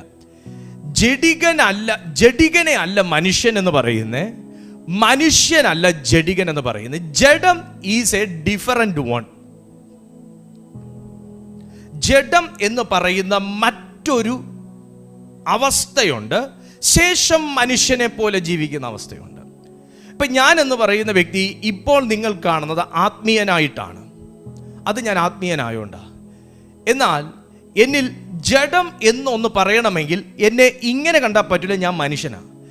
എന്നിൽ ജഡം എന്ന മറ്റൊരവസ്ഥ വെളിപ്പെടണം. നിങ്ങൾക്ക് സംശയം ഉണ്ടാവും. ഒന്നുകൂടെ നമുക്ക് പുറകിലേക്ക് വായിക്കാം. നിങ്ങളുടെ ഇടയിൽ ഈർഷ്യയും പിണക്കവും ഇരിക്കെ നിങ്ങൾ ജഡികന്മാരും ശേഷം മനുഷ്യരെ പോലെ നടക്കുന്നവരുമല്ലയോ എന്ന് പറയുമ്പോൾ, നീ ഒരു ജഡികനായ മനുഷ്യനല്ലേ എന്ന് ഒറ്റ വാക്കിൽ പറയാതെയും ജഡികന്മാരായും ശേഷം മനുഷ്യരെ പോലെ എന്ന് പറയുമ്പോൾ 2 വ്യത്യസ്ത അവസ്ഥകളെ കുറിച്ചാണ് ഇവിടെ പരാമർശിക്കുന്നത്. ശ്രദ്ധിക്കുക, ഒരു മനുഷ്യനായിരിക്കുന്നത് കൊണ്ടല്ല, ഒരു പച്ച മനുഷ്യനായിട്ടിരിക്കുന്നത് കൊണ്ടോ ഒരു പ്രാകൃത മനുഷ്യനായിട്ടിരിക്കുന്നത് കൊണ്ടോ അല്ല ദൈവത്തിനൊരു വ്യക്തിയിലേക്ക് കടന്നു വരാൻ കഴിയാത്തതും, ദൈവത്തിനൊരു വ്യക്തിയെ യൂസ് ചെയ്യാൻ കഴിയാത്തതും, ദൈവത്തിനൊരു വ്യക്തിയിൽ പ്രസാദിക്കാൻ കഴിയാത്തതും. അവൻ മനുഷ്യനായിരിക്കുന്നതുകൊണ്ടല്ല. നീക്ക് എന്തൊരു മനുഷ്യനാടേ? അല്ല, അതല്ല ഇവിടുത്തെ പ്രശ്നം. അവനിലത്തെ ഒരു ജഡികന്റെ മറ്റൊരവസ്ഥയുണ്ട്. ദൈവം വെറുക്കുന്നത് എന്തുകൊണ്ടാണ് ദൈവം മനുഷ്യനെ സേവ് ചെയ്തതെന്നറിയാവോ? അല്ലെങ്കിൽ ഞാനെന്ന് പറയുന്ന മനുഷ്യനെ സേവ് ചെയ്തതെന്നറിയാവോ? ഞാൻ മനുഷ്യനായോണ്ട് എന്നെ സേവ് ചെയ്തേ. എന്നാൽ എന്നിലത്തെ ജഡികനെ ദൈവം സേവ് ചെയ്തിട്ടില്ല. ഇപ്പം ഞാൻ ഒരു ദൈവ പൈതലായി മാറിയതിനു മുമ്പേ എന്നിലൊരു ജഡികൻ എന്ന് പറയുന്നൊരു അവസ്ഥയുണ്ടായിരുന്നു. പക്ഷെ എല്ലാവരും പറഞ്ഞ എന്താ, ഇവൻ കൊള്ളത്തില്ല കേട്ടോ, ഇവനെ ദൈവവേലയ്ക്ക് എടുക്കല്ലേ, ഇവൻ കൊള്ളത്തില്ല, ഇവനെന്നാ പറഞ്ഞേ. ഞാൻ ഉൾപ്പെടുന്ന ഒരു വ്യക്തിയാണ് പറഞ്ഞേ. പക്ഷേ കർത്താവ് എന്നെ കണ്ടത് അങ്ങനെയല്ല, സെപ്പറേറ്റ് ചെയ്താൽ കണ്ടേ. ഞാൻ അതാ നേരത്തെ പറഞ്ഞത്, മനുഷ്യൻ എണ്ണുന്ന പോലെ അല്ല ദൈവം നമ്മളെ എണ്ണുന്നത്. എന്നെ സെപ്പറേറ്റ് ചെയ്ത്. ഇപ്പം നിങ്ങൾ കരയുന്നു, നിങ്ങളൊരു തെറ്റ് ചെയ്തതിന് ശേഷം നിങ്ങൾ കരയുന്നു, ദൈവം തീർച്ചയായിട്ടും നിങ്ങളെ സെപ്പറേറ്റ് ചെയ്തേ കാണത്തുള്ളൂ. നിങ്ങളുടെ കണ്ണുനീരും നിങ്ങളുടെ പ്രവൃത്തിയും സെപ്പറേറ്റ് ചെയ്തേ കാണത്തുള്ളൂ. നിങ്ങളൊരു പാപം ചെയ്തു പോയി, പാപം ചെയ്തിട്ട് നിങ്ങൾ വയ്യ എൻ്റെ കർത്താവേ ഞാനത് ചെയ്യണ്ടെന്ന് വിചാരിച്ചതാണ്. നിങ്ങൾ മുട്ടുമേരുന്ന് കരയുന്നു, നിങ്ങൾ തലതല്ലി കരയുന്നു, നിങ്ങൾ ദുഃഖിച്ചിരിക്കും, നിങ്ങളെ സെപ്പറേറ്റ് ചെയ്യും ദൈവം. കാരണം കരയുന്ന വ്യക്തി ദൈവത്തിൻ്റെ മനുഷ്യനും ചെയ്ത പ്രവൃത്തി എന്ന് പറയുന്നത് ജഡത്തിൻ്റെ പ്രവൃത്തി. ഇത്ര പേർക്ക് മനസ്സിലാവുന്നുണ്ടോ എന്തോ? നിങ്ങൾ അറിയാതെ ഒരു കള്ളം പറഞ്ഞു പോയി. ഒറ്റ പൊന്നു കർത്താവേ, ഞാൻ ആ കള്ളം പറയാൻ ആഗ്രഹിച്ചതല്ല, പക്ഷേ അങ്ങനെ പറയാതെ എൻ്റെ അപ്പോഴത്തെ ഒരു സിറ്റുവേഷനിൽ അത് സംഭവിച്ചു. എന്നോട് ക്ഷമിക്കുക കർത്താവേ, എന്നോട് പൊറുക്ക് കർത്താവേ. എത്ര പേർക്ക് അങ്ങനെയൊക്കെ ഭയങ്കര വല്ലാത്തൊരു ഒരു ഒരു ഒരു ഒരു റിഗ്രഷൻ തോന്നിയിട്ടുണ്ട്? നമ്മൾ ചില തെറ്റ് ചെയ്തു, ചില കോപിച്ചു, ദേഷ്യപ്പെട്ടു, അല്ലെങ്കിൽ ഒരു വ്യക്തി അടിക്കാൻ കൈ വാങ്ങി, അല്ലെങ്കിൽ കുഞ്ഞുങ്ങളെ നമ്മൾ വേണ്ടാത്ത വാക്ക് ചേർത്ത് പറഞ്ഞു, അല്ലെങ്കിൽ നമ്മളൊരു പാപം ചെയ്തു, നമ്മളൊരു വൃത്തികേട് കണ്ടു, നമ്മളൊരു പാപം ചെയ്തു പോയി, വേണ്ടാത്ത ഒരു ചാറ്റിങ്ങിൽ പെട്ടു, നമ്മൾ വേണ്ടാത്തൊരു ബന്ധത്തിൽ പോയി കണക്റ്റായി, വേണ്ടാന്ന് വിചാരിച്ചതാ, പക്ഷെ വീണ്ടും വീണ്ടും അങ്ങോട്ട് വലിച്ചു. കർത്താവ് തീർച്ചയായിട്ടും നിങ്ങൾ റിഗ്രറ്റ് ചെയ്യുമ്പോൾ, നിങ്ങൾ പശ്ചാത്തപിക്കുമ്പോൾ, നിങ്ങളെന്ന വ്യക്തിയെ, പശ്ചാത്തപിക്കുന്ന വ്യക്തിയെയും പ്രവൃത്തിയെയും ദൈവം രണ്ടായിട്ട് സെപ്പറേറ്റ് ചെയ്യും. എന്തുകൊണ്ടാണ്? കർത്താവിന് തെറ്റുപറ്റിയതാണോ? ഓടി വന്ന് നമുക്ക് വേണ്ടി ആമേൻ ആ തങ്ക തിരിച്ചോര നമുക്ക് വേണ്ടി തന്ന് നമ്മളെ വീണ്ടെടുക്കുക കർത്താവിന് തെറ്റുപറ്റിയതാണോ? അല്ല. കർത്താവ് പാപത്തെ നീതീകരിച്ചതാണോ? അല്ല. ദൈവം എപ്പോഴും സെപ്പറേറ്റ് ചെയ്യുന്നത് എന്നെയും എൻ്റെ പ്രവൃത്തികളെയുമാണ്. മനുഷ്യൻ എന്ന് പറയുന്ന എന്നെ ദൈവത്തിന് ഭയങ്കര ഇഷ്ടമാണ്. അതുപോലെ തന്നെ മനുഷ്യൻ എന്ന് പറയുന്ന നിങ്ങളെയും ദൈവത്തിന് ഭയങ്കര ഇഷ്ടമാണ്. ഇതിനകത്ത് നിങ്ങളിൽ കടന്ന് ചെയ്യുന്ന മറ്റൊരു അവസ്ഥയുണ്ട്, പാപത്തിൻ്റെ അവസ്ഥ, ജഡത്തിൻ്റെ അവസ്ഥ. അതുകൊണ്ടാണ് ജഡിക അഭിലാഷം ആത്മാവിനും ആത്മിക അഭിലാഷം ജഡത്തിനും വിരോധമാണ്. ഇത് തമ്മിലാണ് ഭിന്നിച്ചിരിക്കുന്നത്. നിങ്ങളും നിങ്ങളുടെ പാപങ്ങളുമല്ലോ നമ്മുടെ ദൈവത്തെ തമ്മിൽ ഭിന്നിപ്പിച്ചത് എന്ന് പറയുമ്പോൾ, ഈ ജഡം എന്ന് പറയുന്ന അവസ്ഥയ്ക്ക് പാപം ചെയ്യാൻ പറ്റത്തുള്ളൂ. മനുഷ്യൻ എന്ന് പറയുന്ന ഒരു അവസ്ഥയ്ക്ക്, കാരണം മനുഷ്യനെ ദൈവം അങ്ങനെ അല്ല സൃഷ്ടിച്ചേ. നിങ്ങളെ നല്ല അർത്ഥത്തിൽ എടുക്കാവുള്ളൂ, നിങ്ങൾ കോംപ്ലിക്കേറ്റഡ് ആയിട്ട് ചിന്തിക്കരുത്. കാരണം മനുഷ്യൻ എന്ന് പറയുന്നത് ദൈവത്തിന് ഭയങ്കര ഇഷ്ടമാണ്. കാരണം ആ ദൈവത്തെ പോലെ സൃഷ്ടിച്ചു എന്ന് പറയുമ്പോൾ ദൈവത്തിന് തെറ്റുപറ്റി സൃഷ്ടിച്ചതാണെന്നാണോ അതിൻ്റെ അർത്ഥം? അല്ല, മനുഷ്യൻ എന്ന് പറയുന്നത് ദൈവത്തെ പോലെ സൃഷ്ടിച്ചതാണ്. അതുകൊണ്ട് ദൈവത്തിന് വേറെ ഇരിപ്പിടം ഇല്ലാഞ്ഞ് കേട്ടാണോ മനുഷ്യനിൽ ദൈവത്തിൻ്റെ ഇരിപ്പിടമായി മനുഷ്യ ശരീരത്തെ, മനുഷ്യ കൂടാരത്തെ ദൈവത്തിന് ഇരിപ്പിടമായിട്ട് തിരഞ്ഞെടുത്ത്. നമ്മൾ ഇതൊക്കെ ചിന്തിക്കണം. വേറെ ഇരിപ്പിടമില്ലേ കർത്താവിന്? ഇത്രയും സ്വർഗങ്ങളിൽ വസിക്കുന്ന ദൈവം പറയുന്നു ഭൂമിയിൽ നശിച്ചു പോകുന്ന ഒരു മനുഷ്യൻ്റെ അകത്ത് കയറിയിരിക്കുന്നു എന്ന്. അപ്പൊ ദൈവത്തിന് തെറ്റുപറ്റുന്ന അല്ല. ദൈവത്തിന് മനുഷ്യനെ ഭയങ്കര ഇഷ്ടം. കുഞ്ഞെ, ഇപ്പം നീ ഒത്തിരി തെറ്റ് ചെയ്തു പോയ ഒരു വ്യക്തിയായിരിക്കാം, ഒത്തിരി കുറവുകൾ നിങ്ങൾക്ക് കാണും, നിങ്ങൾ ഉദ്ദേശിക്കുന്നതൊന്നും അല്ലായിരിക്കും നിങ്ങളിൽ കൂടെ നടന്നുകൊണ്ടിരിക്കുന്നത് എന്നും പറഞ്ഞ് ദൈവം നിന്നെ വെറുക്കുന്നുമില്ല, കളയുന്നുമില്ല, അടുത്ത ദിവസം പ്രാർത്ഥിച്ചു പോലെ പരിസരത്ത് കണ്ടുപോകരുത് എന്ന് പറയുന്നുമില്ല. കർത്താവ് നിന്നെ സ്നേഹിക്കുന്നു. എനിക്കിത്രേ പറയാനറിയൂ കുഞ്ഞേ, ദൈവം നിന്നെ സ്നേഹിക്കുന്നു. ആരോടും പോയി പറയത്തില്ലെങ്കിൽ ഞാൻ ഒരു രഹസ്യം കൂടെ പറയാം. നിൻ്റെ അമ്മ നിന്നെ സ്നേഹിക്കുന്നതിനേക്കാളും, നിൻ്റെ പപ്പ നിന്നെ സ്നേഹിക്കുന്നതിനേക്കാളും, സഹോദരങ്ങൾ സ്നേഹിക്കുന്നതിനേക്കാളും, ബന്ധുക്കൾ സ്നേഹിക്കുന്നതിനേക്കാളും ദൈവം നിന്നെ സ്നേഹിക്കുന്നു. ഞാൻ എൻ്റെ അനുഭവത്തിൽ നിന്ന് പറഞ്ഞതാണ്. ഹല്ലേലൂയ. ദൈവം നിന്നെ സ്നേഹിക്കുന്നു. കാരണം ദൈവം മനുഷ്യനെ, നമ്മുടെ ഇന്നത്തെ മെസ്സേജ് ഇച്ചിരി ലെങ്ത് കൂടുതലാണ് കേട്ടോ, ആവശ്യക്കാർ മാത്രം കേട്ടാൽ മതി. ഈ ദൈവം അതുകൊണ്ടാണ് നിങ്ങളുടെ ഇടയിൽ ഈർഷ്യയും, നമ്മുടെ അഭിഷേകം നശിച്ചു പോകുന്ന മറ്റു കാര്യം കേട്ടോ, നമുക്കൊരു വളർച്ചയില്ലാത്തതിൻ്റെയും നമുക്കൊരു വിടുതലില്ലാത്തതിൻ്റെയും 24 മണിക്കൂറും പാറ പൊട്ടിക്കുന്ന പോലെ അന്യഭാഷ പ്രാർത്ഥന, ഈ ജാക്ക് ഹാമർ കൊണ്ടുവച്ച് കട്ട കട്ട കട്ട കട്ട കട്ട കട്ട പൊട്ടിക്കുന്ന പോലെ നമ്മൾ ഈ അന്യഭാഷ പറഞ്ഞിട്ടും നമ്മുടെ ജീവിതത്തിൽ ചില കാര്യത്തിന് വിടുതലില്ലാത്തതിൻ്റെയും തകർച്ച വരുന്നതിൻ്റെയൊക്കെ കാരണത്തിൽ പലതും ഞാൻ പറയുന്നതും കൂടെ ആയിരിക്കാം. അതാണെന്നല്ല, ഇതായിരിക്കാം എന്നും കൂടെ പറയുക കേട്ടോ. ഈ അന്യഭാഷ പറഞ്ഞിട്ട് നമ്മുടെ ജീവിതത്തിൽ വിടുതലില്ലാത്തതിൻ്റെയും ഈ ചില കാര്യങ്ങൾക്കൊന്നും കീറാമുട്ടി പോലെ ചില വിഷയങ്ങൾ ഇന്നും കിടക്കുന്നതിൻ്റെ കാരണം ഇവിടെ ഉണ്ട്. എന്താണെന്നറിയാവോ? അത് നമ്മളെന്ന് പറയുന്ന വ്യക്തിയിൽ നിന്നല്ല വരുന്നത്, നമ്മുടെ ജഡത്തിൽ നിന്നാണ് വരുന്നത് കേട്ടോ. നിങ്ങളുടെ ഇടയിൽ ഈർഷ്യയും പിണക്കവും, നിങ്ങളുടെ ഇടയിൽ ഈർഷ്യയും പിണക്കവും ഇരിക്കേ, നമുക്ക് പിണക്കമില്ലെന്നൊന്നും പറയണ്ട, അങ്ങോട്ട് പോസ്റ്റ്മോർട്ടം ചെയ്തു നോക്കണം. നമുക്ക് ഈർഷ്യയില്ലെന്നൊന്നും പറയണ്ട, പിണങ്ങാനുള്ള അവസരമൊക്കെ കിട്ടി നോക്കണം, ശരിയായ ഭംഗി പുറത്ത് വരും. ഒന്നും പറയാൻ അറിയാത്ത ആളാന്നൊന്നും പറയണ്ട, ശരിക്കും ഒന്ന് ചുരണ്ടി നോക്കണം, അന്നേരം അറിയാം. ഈർഷ്യയും പിണക്കവും, ഇച്ചിരി ഹെഡ് വെയിറ്റും, ഇച്ചിരി അല്പസ്വല്പം ഒരു പ്രതികരണ മനോഭാവവും ഒക്കെ എല്ലാവർക്കും ഉണ്ട്. എല്ലാവർക്കും ഉണ്ട്, ഇല്ല എന്നൊന്നും പറയണ്ട, എല്ലാവർക്കും ഉണ്ട്. നിങ്ങളുടെ ഇടയിൽ, അപ്പം എൻ്റെ ഇടയിൽ നിന്ന് നീക്കേണ്ട എന്താ? ഇടം കൊടുത്തിരിക്കുന്ന ഈ സാധനത്തെയാണ്. കാരണം സാത്താനെ പിടിച്ച് വാടാന്ന് പറഞ്ഞ് കെട്ടിപ്പിടിച്ചുകൊണ്ടിരിക്കുക. പക്ഷെ പുള്ളിക്ക് കൊമ്പില്ല, കണ്ണില്ല, മൂക്കില്ല, വായി ഇല്ലാത്തതുകൊണ്ട് നമ്മൾ അറിയുന്നില്ല ഈ സാധനം നമ്മുടെ കൂടെ ആയിരിക്കുന്നതെന്ന്. നമ്മളിൽ തന്നെ ഇടയിൽ എന്ന് പറയുമ്പോൾ നമ്മുടെ ഇടയിൽ ഇരിക്കുന്നോണ്ടാണ് ഇടയിൽ എന്ന് പറയുന്നത്. പിശാചിന് ഇടം കൊടുക്കരുത് എന്ന് മറ്റൊരിടത്ത് പറഞ്ഞേക്കുമ്പോൾ ഇടയിൽ ഇരിക്കുന്ന അവൻ്റെ പ്രവൃത്തികൾ ഇവിടെ ഉണ്ടത്രേ എന്ന് കൊരിന്ത്യർക്ക് പൗലോസ് ലേഖനം എഴുതുകയാണ്. എന്താണത്? നിങ്ങളുടെ ഇടയിൽ ആരിയ്ക്കുന്നു? ദൂതനിരിക്കുന്നു എന്നല്ല, മിഖായേൽ ഇരിക്കുന്നു എന്നല്ല, ഗബ്രിയേൽ ഇരിക്കുന്നു എന്നല്ല, യേശുക്രിസ്തു ഇരിക്കുന്നു എന്നല്ല. മക്കളെ, നിങ്ങളിതൊന്നും കാണാത്തൊരു സാധനം നിങ്ങളുടെ കൂടെ ഇരിപ്പുണ്ട്. നിങ്ങളുടെ ഇടയിൽ ആരാത്? ഈർഷ്യയും ഇരിക്കുന്നു, പിണക്കവും ഉണ്ട്. പിണക്കമുണ്ട്. ആരോടോ പിണക്കമുണ്ട്. ഈർഷ്യയും പിണക്കവും ഇരിക്കെ ഇരിക്കുന്നു. നമ്മൾ പറയാം പരിശുദ്ധാത്മാവ് ഇരിക്കുന്നതിൽ. പക്ഷെ ലേഖനം പറയുന്നു നിങ്ങളുടെ ഇടയിലിരിക്കുന്നു. ആര്? പരിശുദ്ധാത്മാവ്. അല്ലട മിണ്ടായിരിക്കും, വാടക. ഈർഷ്യ ഇരിക്കുന്നു. പുള്ളിക്കാരൻ അവിടെ ഉണ്ടായിരുന്നോ? പിണക്കമിരിക്കുന്നു. പിന്നെ നമ്മൾ വേറെ വല്ലതും പറയണം. അവരുടെ ആഭിചാരം ചെയ്തു, ഇവരാഭിചാരം ചെയ്തു, അവരും അതൊക്കെ ചെയ്തിട്ടുണ്ടാവും. പക്ഷേ അതൊക്കെ ദൈവം ഒരു വേലിക്കപ്പുറം നിർത്തിയിരിക്കുക. ആർക്കാ സംശയമുള്ളേ? ആഭിചാരേറ്റ്, മന്ത്രവാദയേറ്റ്, കൂടപത്രമേറ്റ്, വെടിക്കെട്ടേറ്റ് അവിടെ നിൽക്കട്ടെ, അതൊക്കെ അവർ ചെയ്തു. പക്ഷേ ഈ ദിവസങ്ങളിൽ ദൈവം എന്നെ ചിന്തിപ്പിച്ചു. അതൊക്കെ അവർ ചെയ്തു. പക്ഷേ അതൊക്കെ ഒരു വേലിക്കപ്പുറം നിൽക്കുക. ഒരു വേലിക്കപ്പുറം. എന്ത് വേലി? മുള്ളുവേലിയല്ല, അഗ്നി വേലിക്കപ്പുറം. അഗ്നി മതിലിനപ്പുറം നിൽക്കുക. എന്നാ പിന്നെ കൊള്ളാലോ. എന്നിട്ട് കർത്താവ് പറയടാ, നിങ്ങളുടെ ഇടയിൽ, നിങ്ങളുടെ ഇടയിൽ.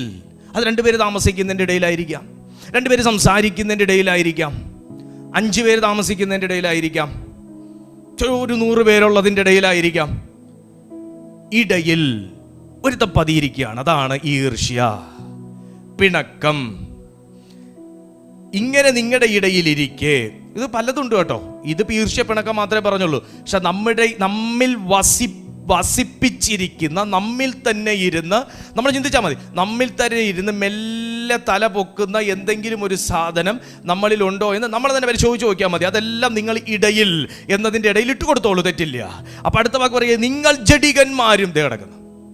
നമ്മൾ ഭയങ്കര ആത്മീയൻ കളിച്ച് നടക്കുമായിരുന്നു. സ്തോത്രം. നമ്മൾ ആത്മീയം കളിച്ച് നടക്കുമായിരുന്നു. പക്ഷെ പറയാം, മോനെ നീ ആത്മീയനൊക്കെ തന്നെ, എനിക്കൊരു സംശയമില്ല. പക്ഷേ നിന്റെ ഇടയിലൊരു ഭൂതമുണ്ട്, നിന്നിലൊരു ഭൂതമുണ്ട്. എന്ത് ഭൂതം?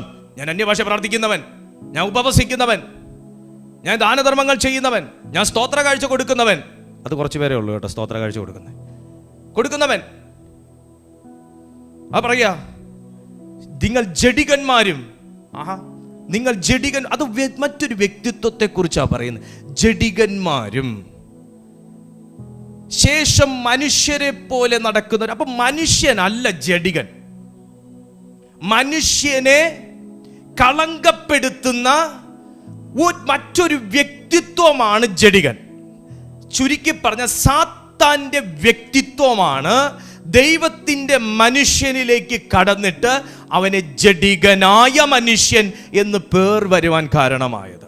കാരണം ഈ ഇമോഷൻസ് എല്ലാം സാത്താനി എന്നുള്ളതാ. ഈ ജഡികൻ എന്ന് പറയുമ്പോൾ കേവലം ഈർഷ്യ പിണക്കത്തിനകത്ത് മാത്രമല്ല, എൻ്റെ ശരീരത്തെ കൺട്രോൾ ചെയ്യുന്ന ദൈവത്തിൻ്റെതല്ലാത്ത എന്തൊക്കെ ഉണ്ടോ അതെല്ലാം ജഡത്തിൻ്റെ കാറ്റഗറിക്കകത്ത് പെടും.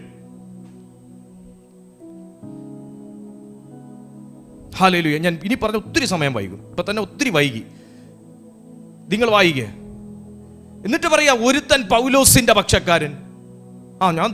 ഞാൻ ഇന്ന കൂട്ടായ്മയ്ക്കകത്തുള്ള തീയാ കൂട്ടായ്മ. മോനെ, കൂട്ടായ്മയൊക്കെ തീയാ, പക്ഷെ കൂട്ടത്തിനകത്ത് നിൽക്കുന്ന ഞാൻ അഭിഷേകക്കാരൻ. കൂട്ടായ്മയുടെ പ്രശ്നമൊന്നുമല്ല, വചനം കിട്ടാത്തതിൻ്റെ പ്രശ്നമൊന്നുമല്ല, അവിടെ ആരാധന ഇല്ലാത്തതിൻ്റെ പ്രശ്നമൊന്നുമല്ല. നമ്മളിൽ ആരൊക്കെയോ അങ്ങനെയൊക്കെ കരുതി വെച്ചേക്കുക. അവിടെ പോയാൽ, നീ എവിടെ പോയാലും ഈ സാധനത്തെ നീ തിരിച്ചറിയണം. അവിടുത്തെ ഇങ്ങോട്ട് പോരെ, അവിടെ തീയല്ലേ, തീ കൂമ്പാരമല്ലേ, തീയുടെ ഹോൾസെയിൽ മാനുഫാക്ചറിങ് യൂണിറ്റ് അല്ലേ. സത്യ, അതെല്ലാം സത്യ. പക്ഷെ തീ ഇല്ലാത്തതോ തീ കുറഞ്ഞതോ തീ ഉള്ളതോ ഒന്നും അല്ല വിഷയം. ആ കൂട്ടത്തിൽ നിൽക്കുന്ന ഞാൻ എന്ന വ്യക്തിയാണ് വിഷയം. കാരണം ഞാനാണ് എന്നിൽ ഈ സാധനം ഫൈൻഡ് ഔട്ട് ചെയ്യേണ്ടത്. ഈ കൂട്ടായ്മയ്ക്കകത്ത് തീ ഉള്ളതുകൊണ്ടാ ഈ തീക്കകത്ത് ഈ സാധനം എടുത്ത് ദൈവം ഇങ്ങനെ വെച്ച് കരിക്കാൻ ശ്രമിക്കുന്നത്. ഹല്ലേലൂയ. ഒരു വ്യക്തിയുടെ ആത്മീയ വളർച്ചയെ മുരടിപ്പിക്കുന്നതും, ഒരു വ്യക്തിയിൽ ആത്മീയ ശോഷണം ഉണ്ടാക്കുന്നതും, ഒരു വ്യക്തിയിൽ ആത്മീയ മന്ദോഷ്ണാവസ്ഥ സൃഷ്ടിക്കുന്നതും ആരും ആഭിചാരം ചെയ്തിട്ട് മന്ത്രവാദം ചെയ്തിട്ട് എതിർപ്രാർത്ഥന നടത്തിയിട്ട് മാത്രമല്ല, ഇത്യാദി ജഡത്തിന്റെ സ്വഭാവങ്ങൾ മനുഷ്യനാകുന്ന എന്നിൽ വസിപ്പിച്ചിരിക്കുന്നത് കൊണ്ടാണ്. ഞാൻ നിർത്തുക, ഞാൻ ചാടുക, ഞാൻ അടുത്ത പോവുക. യാക്കോബിന്റെ 4-ാമത്തെ അധ്യായം ഞാൻ വായിച്ചു വിടാം കേട്ടോ. യാക്കോബിന്റെ 4-ാമത്തെ അധ്യായം, യാക്കോബിന്റെ ലേഖനം 4-ാമത്തെ അധ്യായം, യാക്കോബിന്റെ ലേഖനം 4-ാമത്തെ അധ്യായം അതിൻ്റെ 1 മുതൽ 6 വരെയുള്ള വാക്യങ്ങളിലേക്ക് നമ്മൾ നോക്കിക്കഴിഞ്ഞാൽ, നിങ്ങളിൽ ശണ്ഠയും കലഹവും എവിടെ നിന്ന്? ചോദ്യമാണ്. നിങ്ങളുടെ അവയവങ്ങളിൽ പോരാടുന്ന ഭോഗേച്ഛകളിൽ നിന്നല്ലയോ? അവയവങ്ങൾ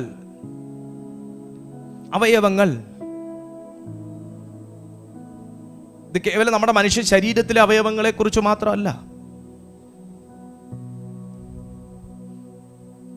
നിങ്ങളുടെ അവയവങ്ങളിൽ ഞാൻ അതിനെക്കുറിച്ച് എക്സ്പ്ലെയിൻ ചെയ്യുന്ന ഒത്തിരി സമയം പോകും. നിങ്ങൾ തന്നെ അത് വായിച്ച് മനസ്സിലാക്കുക. നിങ്ങൾ മോഹിച്ചിട്ടും പ്രാപിക്കുന്നില്ല. എന്തുകൊണ്ടാ? നിങ്ങൾ കൊല്ലുകയും അസൂയപ്പെടുകയും ചെയ്തിട്ടും ഒന്നും സാധിക്കുന്നില്ല. എന്തിനാ അസൂയ? ഒരു വ്യക്തി വളരുന്നതിൽ, ഒരു വ്യക്തി ദൈവത്താൽ ഉപയോഗിക്കപ്പെടുന്നതിൽ, ഒരു വ്യക്തി കാറ് വാങ്ങുന്നതിൽ, ഒരു വ്യക്തി വീട് വെക്കുന്നതിൽ, ഒരു വ്യക്തി നല്ല സാരി ഉടുക്കുന്നതിൽ, നല്ല ഡ്രസ്സ് ഇടുന്നതിൽ, ഒരു വ്യക്തിക്ക് 10 പേര് കൂടുന്നതിൽ എന്തിനാ അസൂയ? എന്നാ വല്ല ഗുണമുണ്ടോ? വചനം പറയുക, നിങ്ങൾ മോഹിച്ചിട്ടും പ്രാപിക്കുന്നില്ല. വല്ലവരും വളരുന്നതും വളർത്തുന്നതും കണ്ടിട്ട് എന്തിനാ? നിങ്ങൾ കൊല്ലുകയും അസൂയപ്പെടുകയും ചെയ്തിട്ടും ഒന്നും സാധിക്കത്തില്ല. കാരണം നീതി ദൈവത്തിന്റെ സന്നിധി ഇരിക്കുക. നിങ്ങൾ കലഹിക്കുകയും ശണ്ഠയിടുകയും ചെയ്തിട്ടും യാചിക്കായിക കൊണ്ട് കിട്ടുന്നില്ല. നിങ്ങൾ യാചിക്കുന്നുവെങ്കിലും നിങ്ങളുടെ ഭോഗങ്ങളിൽ ചിലവിടേണ്ടതിന് വല്ലാതെ യാചിക്കുന്നത് കൊണ്ട് ഒന്നും ലഭിക്കുന്നില്ല. നമ്മുടെ പ്രാർത്ഥനയെ കുറിച്ച് പരാമർശിക്കാൻ കഴിയും ഈ വാക്യം എടുത്ത്. നമ്മുടെ പ്രാർത്ഥനകൾ എന്തിനു വേണ്ടിയും, ഞാൻ അതാ തുടക്കത്തിൽ പറഞ്ഞ്, നമ്മുടെ ഇന്റൻഷൻ ദൈവം നോക്കുന്നു, നമ്മുടെ ഉദ്ദേശത്തെ ദൈവം നോക്കുന്നു. പോട്ടെ, അല്ലെങ്കിൽ തിരുവെഴുത്ത് വെറുതെ സംസാരിക്കുന്നു എന്ന് തോന്നുന്നുവോ? അവൻ നമ്മിൽ വസിക്കുമാറാക്കിയ, കേട്ടോ, അവൻ നമ്മിൽ വസിക്കുമാറാക്കിയ ആത്മാവ് അസൂയക്കായി കാക്ഷിക്കുന്നു. അപ്പൊ ചുരുക്കി പറഞ്ഞാൽ, വസിക്കുമാറാക്കിയ ആത്മാവ് എന്ന് പറയുമ്പോൾ ഈ ആത്മാവ് ഇരിക്കുന്നവനിൽ തന്നെ പൊങ്ങുന്ന ഒരു വികാരമാണ് അസൂയ, കുല, പിണക്കം, ഈർഷ്യ, ശണ്ഠ, ഭോഗേച്ഛ, ദുഷ്കാമം തുടങ്ങി ജഡത്തിൻ്റെതായിട്ടുള്ള പ്രവർത്തികൾ. ഒന്നുകൂടെ പറയട്ടെ, ഇവിടുത്തെ വചനപ്രകാരം, യാക്കോബിന്റെ ലേഖനപ്രകാരം, ദൈവത്തിന്റെ ആത്മാവ് വസിച്ചുകൊണ്ടിരിക്കുന്നവനിൽ തന്നെ ഉടലെടുക്കുന്ന അല്ലെങ്കിൽ മാനിഫെസ്റ്റ് ചെയ്യുന്ന മറ്റൊരു വ്യക്തിത്വത്തെ കുറിച്ചാണ് ഇവിടെ യാക്കോബ് സംസാരിക്കുന്നത്. അതുകൊണ്ടാണ് ചോദിച്ചത്, നീ എന്താ പറയുന്നത്? ഈ ആത്മാവ് അകത്തിരിക്കുന്നത് അസൂയയ്ക്ക് വേണ്ടി കാക്ഷിക്കുന്ന ആത്മാവെന്നാണോ? അല്ല ചെക്ക, അത് മറ്റൊരു വ്യക്തിത്വമാണ്. അത് ജഡം എന്നൊരു വ്യക്തിത്വമാണ്. അത് വേറൊരു സ്പിരിറ്റാണ്. ഇപ്പൊ ദൈവത്തിന്റെ ആത്മാവ് മ്യൂട്ടാണ്. പലരിലും ദൈവത്തിന്റെ ആത്മാവ് മ്യൂട്ടായി പോയതിന്റെ കാരണം, ദർശനങ്ങൾ നിന്നുപോയതിന്റെ കാരണം, വ്യാഖ്യാനപരം നിന്നുപോയതിന്റെ കാരണം, പ്രവചനങ്ങൾ നിന്നുപോയതിന്റെ കാരണം, ആത്മശക്തി നിലച്ചുപോയതിന്റെ കാരണം, ആത്മസാന്നിധ്യം അനുഭവിക്കാത്തതിന്റെ കാരണം, ദൈവം ഉപയോഗിക്കുന്നതിൽ ഒന്ന് കുറഞ്ഞു പോയതിന്റെ കാരണം, നിന്റെ പല അവസരങ്ങളും നഷ്ടപ്പെടുന്നതിന്റെ കാരണം, നിന്റെ നന്മകളെല്ലാം മുടങ്ങിപ്പോകുന്നതിന്റെ കാരണം, ഒരു മനുഷ്യന്റെ ഏതു വാഗ്ദത്തങ്ങളും തടയപ്പെടുന്നതിന്റെ കാരണം, തിരുവെഴുത്തിന്റെ പശ്ചാത്തലത്തിൽ പരിശോധിക്കുകയാണെങ്കിൽ അത് മനുഷ്യനിൽ നിന്ന് പൊങ്ങുന്ന ജഡികമാകുന്ന സ്വഭാവങ്ങൾ വലിയ ഒരളവിൽ അതിൽ പങ്കുവഹിക്കുന്നു എന്ന് നമുക്ക് ദൈവത്തിന്റെ വെളിച്ചത്തിൽ കാണാനായി സാധിക്കും. വലിയൊരളവിൽ പങ്കുവഹിക്കുന്നു. എന്നാൽ എല്ലാം അങ്ങനെയല്ല. പൈശാചികമാകുന്ന തടസ്സങ്ങളുണ്ട്, സാത്താൻ സൃഷ്ടിക്കുന്ന തടസ്സങ്ങളുണ്ട്, സാത്താൻ എന്നിലൂടെ നിയമപരമായി സൃഷ്ടിക്കുന്ന തടസ്സങ്ങളുമുണ്ട്. ഹല്ലേലൂയ. അതുകൊണ്ട് ഞാൻ നിർത്തുക കേട്ടോ, സമയം കഴിഞ്ഞു. 1-2 വാക്യോടെ എടുക്കണമെന്നുണ്ടായിരുന്നു, സമയം കഴിഞ്ഞു. അതുകൊണ്ട് നഷ്ടമായി പോയി എന്ന് നമ്മൾ കരുതുന്ന അഭിഷേകമാകട്ടെ, നമ്മുടെ മിനിസ്ട്രി ആകട്ടെ, നമ്മളെക്കുറിച്ചുള്ള ദൈവത്തിൻ്റെ പദ്ധതികളാകട്ടെ, ഉദ്ദേശങ്ങളാകട്ടെ, നമ്മുടെ പ്രവചനപരമാകട്ടെ, നമ്മുടെ വ്യാഖ്യാനപരമാകട്ടെ, കൃപാവരങ്ങളാകട്ടെ, എന്തും നമുക്ക് റിസ്റ്റോർ ചെയ്തെടുക്കാൻ പറ്റും. എങ്ങനെ പറ്റും? നമ്മളെ മറ്റേ വ്യക്തിത്വത്തെ മ്യൂട്ടാക്കുക, ദൈവത്തിൻ്റെ ആത്മാവിനെ ഉണർത്തുക. എങ്ങനെ അതിന് സാധിക്കും? ദൈവവുമായിട്ടുള്ള പ്രാർത്ഥന, വചനധ്യാനം, കർത്താവുമായിട്ടുള്ള ബന്ധത്തിലെ തിരിച്ചുവരവ്, നമ്മുടെ ചില തീരുമാനമെടുപ്പ്, ഇതിലൂടെ നമുക്ക് വളരാൻ സാധിക്കും. ഞാൻ ഒരു കാര്യം നിങ്ങളോട് ഉറപ്പിച്ച് പറയാം. കർത്താവ് ആരെയും മുരടിപ്പിക്കുന്നില്ല, ദൈവം ആരെയും പരീക്ഷിക്കുന്നില്ല, ദോഷങ്ങളാൽ ദൈവം പരീക്ഷിക്കുന്നില്ല. ദൈവം ആരുടെ വളർച്ചയിലും അസൂയപ്പെടുന്നില്ല, ദൈവം ആരെയും മുരടിപ്പിക്കുന്നില്ല, തളർത്തുന്നില്ല, ദൈവം ആരുടെ അഭിഷേകത്തെ എടുത്തു കളയുന്നില്ല. പിന്നെന്താ ഈ സംഭവിക്കുന്നത്? ഞാൻ നേരത്തെ പറഞ്ഞ ഒരു വീഡിയോ, ഒരാൾ നടക്കുന്നു, അവൻ്റെ നെഞ്ചിൽ കൂടെ, അവൻ്റെ വയറിൽ കൂടെ, അവൻ്റെ ഈ സൈഡിൽ കൂടെ എല്ലാം എന്തോ കിഴിഞ്ഞിട്ട് വെളിയിലോട്ട് ഒഴുകിപ്പോയിക്കൊണ്ടിരിക്കുന്നു, ചോർന്നു പോയിക്കൊണ്ടിരിക്കുന്നു. അതിൻ്റെ കാരണം അവനിൽ തന്നെ സുഷിരം സൃഷ്ടിച്ച് അവനിലൂടെ തന്നെ അതിനെ പുറത്തേക്ക് ഒഴുക്കി കളയുന്ന സാത്താൻ്റെ പല സ്കീമുകളിൽ ഏറ്റവും പ്രധാനപ്പെട്ട ഒരു സ്കീമിനെ കുറിച്ചാണ് ഞാൻ പറഞ്ഞത്. ഇന്ന് നമ്മളിതിനെ തിരിച്ചു പിടിക്കാൻ പോവുകയാണ്. ആർക്കോ ഭയങ്കര താല്പര്യമുണ്ട്, അതേ ബ്രദറെ, എനിക്കൊന്ന് തിരിച്ചു പിടിക്കണം, എൻ്റെ പഴയ ഒരു ശക്തിയും കൃപയും ഒക്കെ എനിക്കൊന്ന് തിരിച്ചു പിടിക്കണം. എത്ര ദൈവമക്കൾക്ക് അത് ആഗ്രഹമുണ്ട്? തിരിച്ചു പിടിച്ചാൽ നിൻ്റെ ജീവിതം മാറും കുഞ്ഞെ. കാരണം നിങ്ങളെയൊക്കെ ദൈവം അതിശക്തമായി ഉപയോഗിക്കും. വിശ്വാസമുണ്ടോ? നിങ്ങളെ ദൈവം അതിശക്തമായി ഉപയോഗിക്കും കർത്താവിൻ്റെ രാജ്യത്തിന് വേണ്ടി. അങ്ങനെ വിശ്വസിക്കുന്നുണ്ടെങ്കിൽ ഈ സമയം നമ്മൾ ഒരുമിച്ച് പ്രാർത്ഥിക്കാൻ പോകും. ലിബ്രാസി ഹെൽബ്രഷൻ ടബ. ചിലതിനെയൊക്കെ നിങ്ങൾ കുടഞ്ഞ് കളയാൻ പരിശുദ്ധാത്മാവ് നിങ്ങൾക്ക് ഗൈഡൻസ് തരുന്നുണ്ടെങ്കിൽ അത് ചെയ്തേക്കുക.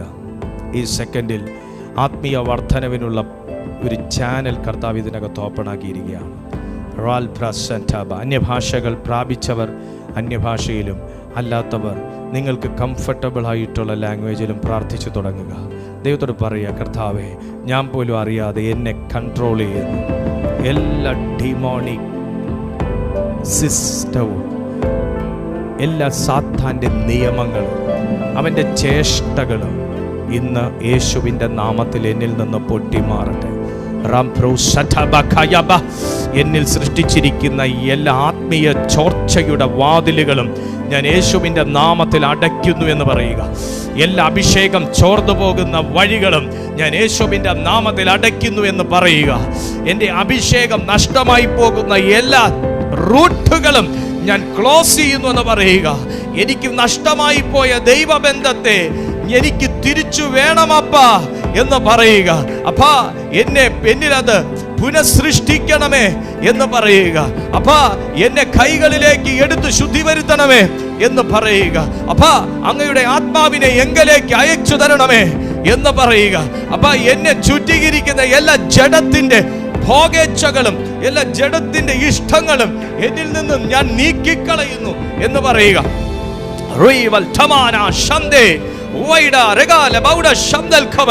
ഇത് പറഞ്ഞുകൊണ്ടിരിക്കുമ്പോൾ, ഈ ബോധ്യം ചിലരിലേക്ക് കയറിക്കൊണ്ടിരിക്കുമ്പോൾ, ദൈവത്തിന്റെ ആത്മാവ് അതിശക്തമായ ഒരു ഉഷ്ണക്കാറ്റ് നിന്റെ മേൽ കർത്താവ് വീശുകയാണ്. ഈ സെക്കൻഡിൽ നിന്നെ ഫോളോ ചെയ്യുന്ന, നിഴലുകൾ പോലെ അനുഗമിക്കുന്ന എല്ലാ സാത്താന്റെ ശക്തികളും ഈ സെക്കൻഡിൽ ക്യാൻസൽ ആകട്ടെ. ഒരത്യന്ത ശക്തി ഈ സെക്കൻഡിൽ കൊതിക്കുന്നവന്റെ മേൽ, yes, in the mighty name of Jesus.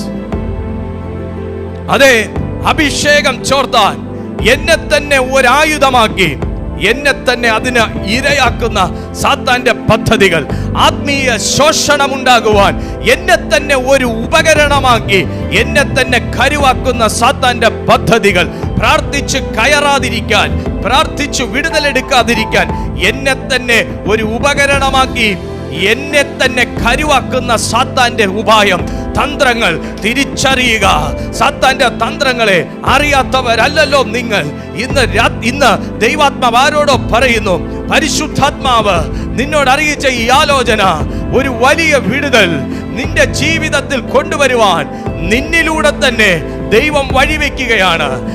കാണാൻ ആഗ്രഹിച്ച ആമേൻ പ്രാർത്ഥനയുടെ മറുപടികൾ യേശുവിന്റെ നാമത്തിൽ നിങ്ങളുടെ വീട്ടുപടിക്കൽ വന്ന് നിൽക്കാൻ പോകുക. കാണാൻ ആഗ്രഹിച്ച പ്രാർത്ഥനയുടെ മറുപടികൾ നിങ്ങളുടെ ഡോറിൽ മുട്ടാൻ പോകുക. കാണാൻ ആഗ്രഹിച്ച പ്രാർത്ഥനയുടെ മറുപടികൾ നിങ്ങളുടെ ഫോണിലേക്ക് വരാൻ പോകുക. കാണാൻ ആഗ്രഹിച്ച പ്രാർത്ഥനയുടെ മറുപടികൾ നിങ്ങളുടെ മെയിൽ ബോക്സിലേക്ക് വരാൻ പോകുക. കാണാൻ ആഗ്രഹിച്ച പ്രാർത്ഥനയുടെ മറുപടികൾ അതൊരു ഫോൺ കോളായി വരാൻ പോകുക. കാണാൻ ആഗ്രഹിച്ച പ്രാർത്ഥനയുടെ മറുപടികൾ ഇൻവിറ്റേഷനായി വരാൻ പോകുക. യേശുവിന്റെ നാമത്തിൽ ഞാൻ ആത്മാവിൽ ഈ ദൂതുകൾ പറഞ്ഞുകൊണ്ടിരിക്കുമ്പോൾ കർത്താവ് ഈ വാക്കുകൾ, ഈ പരാമർശങ്ങൾ ഇതിനകത്ത് ഡിക്ലെയർ ചെയ്യാൻ പറയുന്നു. അടഞ്ഞു കിടക്കുന്ന വാതിലുകൾ യേശുവിന്റെ നാമത്തിൽ തുറക്കപ്പെടട്ടെ. ഈ വിടുതലുകൾ കാണുവാൻ, ഈ വിടുതലുകൾ കണ്ണുകളിലേക്ക് എത്തുവാൻ, ഈ വിടുതലുകൾ കാതിലേക്ക് എത്തുവാൻ, ഈ വിടുതലുകൾ ജീവിതത്തിൽ അനുഭവിക്കുവാൻ തടസ്സമായി നിൽക്കുന്ന സാത്താനിക സൃഷ്ടികളെ, മരങ്ങളെ ഇപ്പോൾ യേശുവിന്റെ നാമത്തിൽ ഞങ്ങൾ ഒരുമിച്ച് ബ്രേക്ക് ചെയ്യുന്നു.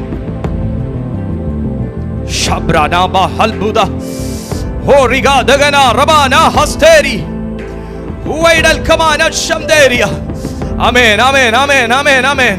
കുഞ്ഞെ, ഇനി നീ അവിശ്വസിക്കണ്ട, ഇനി നീ അവിശ്വസിക്കണ്ട, ഇനി നീ കരയണ്ട, ഇനി കാത്തിരിക്കണ്ട. ചിലതിന്റെ മറുപടികൾ നിന്റെ പടിപ്പുര മുറ്റത്ത് നിൽക്കാൻ പോകുകയാ. പത്രോസ് എന്ന് പറയുന്ന അഭിഷിക്തന് വേണ്ടി ഒരു കൂട്ടം അമ്മമാർ, ഒരു സഭ ഏക മനസ്സോടെ ഒരു മനപ്പെട്ടവർ പ്രാർത്ഥിച്ചു കൊണ്ടിരുന്നപ്പോ പ്രാർത്ഥിച്ചതിന്റെ മറുപടി പടിപ്പുര വാതിൽക്കൽ വന്നു നിന്ന് വാതിലിൽ മുട്ടിയെന്ന് തിരുവെഴുത്ത് അപ്പോസ്തല പ്രവൃത്തികളിൽ പറയുമ്പോ ചില മറുപടികൾ നിന്റെ വാതിൽ മുട്ടാൻ പോകുകയാണ് കുഞ്ഞെ. ചില മറുപടികൾ നിന്റെ ഫോണിൽ റിംഗിംഗ് ആയി വരാൻ പോകുകയാണ്, കോളായി വരാൻ പോകുകയാണ്. ചില മറുപടികൾ മെയിൽ ബോക്സിൽ വരാൻ പോകുകയാണ്. ചില മറുപടികൾ ഇൻവിറ്റേഷനായി വരാൻ പോകുകയാണ്. ചില മറുപടികൾ കൃപാവരങ്ങളായി തുറക്കാൻ പോകുകയാണ്. ചില മറുപടികൾ യേശുവിന്റെ നാമത്തിൽ യാത്രകളായി വരാൻ പോകുകയാണ്. ചില മറുപടികൾ യേശുവിന്റെ നാമത്തിൽ അതൊരു അഭിഷേകമായി വരാൻ പോകുകയാണ്. ഞാനത് ഡിക്ലെയർ ചെയ്യുന്നു, റിസീവ് ചെയ്യുന്നു. അതിന്റെ തടസ്സങ്ങളെ ക്രഷ് ചെയ്യുകയാണ്, തടസ്സങ്ങളെ ക്രഷ് ചെയ്യുകയാണ്. അതിന്റെ തടസ്സങ്ങളെ യേശുവിന്റെ നാമത്തിൽ ക്രഷ് ചെയ്യുന്നു. ഈ പ്രാർത്ഥനയുടെ മറുപടികൾ വരാനുള്ള കിഴക്ക് ദിക്ക് തുറക്കട്ടെ. ഈ പ്രാർത്ഥനയുടെ മറുപടികൾ വരാനുള്ള പടിഞ്ഞാറ് ദിക്ക് തുറക്കട്ടെ. ഈ പ്രാർത്ഥനയുടെ മറുപടികൾ വരാനുള്ള വടക്ക് ദിക്ക് തുറക്കട്ടെ. ഈ പ്രാർത്ഥനയുടെ മറുപടികൾ വരാനുള്ള തെക്ക് ദിക്ക് തുറക്കട്ടെ. രാജ്യങ്ങൾ തുറക്കട്ടെ, പട്ടണങ്ങൾ തുറക്കട്ടെ, ഗ്രാമങ്ങൾ തുറക്കട്ടെ, പഞ്ചായത്തുകൾ തുറക്കട്ടെ, ഭവനങ്ങൾ തുറക്കട്ടെ, ചർച്ചുകൾ തുറക്കട്ടെ. യേശുവിന്റെ നാമത്തിൽ അത്ഭുതത്തിന്റെ വാതിലുകൾ, സൂപ്പർ നാച്ചുറൽ വേസ് യേശുവിന്റെ നാമത്തിൽ ഓപ്പൺ ആകട്ടെ. എല്ലാ സാമ്പത്തിക മേഖലകളും തുറക്കപ്പെടട്ടെ. എല്ലാ സാമ്പത്തിക മേഖലകൾ യേശുവിന്റെ നാമത്തിൽ തുറക്കപ്പെടട്ടെ. എല്ലാ തടസ്സങ്ങളെ ബ്രേക്ക് ചെയ്യുന്നു. എല്ലാ പിടിച്ചുകെട്ടുന്ന അന്ധകാര ശക്തികളെ തകർക്കുന്നു. എല്ലാ വൈരികളുടെ ബലത്തെ കെടുക്കുന്നു. യേശുവിന്റെ നാമത്തിൽ പൈശാചിക തീയുടെ ബലത്തെ ഞങ്ങൾ യേശു നാമത്തിൽ കെടുത്തുന്നു. തുറക്കപ്പെട്ട സാമ്പത്തിക നന്മകൾ, എല്ലാ കടബാധ്യതകൾ നീങ്ങിപ്പോകട്ടെ. എല്ലാ ജപ്തി ക്യാൻസൽ ആകട്ടെ. യേശുവിന്റെ നാമത്തിൽ ഒരു മുന്നേറ്റത്തെ, അഭിവൃദ്ധിയെ തടയുന്ന സകല ദുഷ്ടവ്യാപാരമേ യേശു നാമത്തിൽ വിട്ടുമാറ.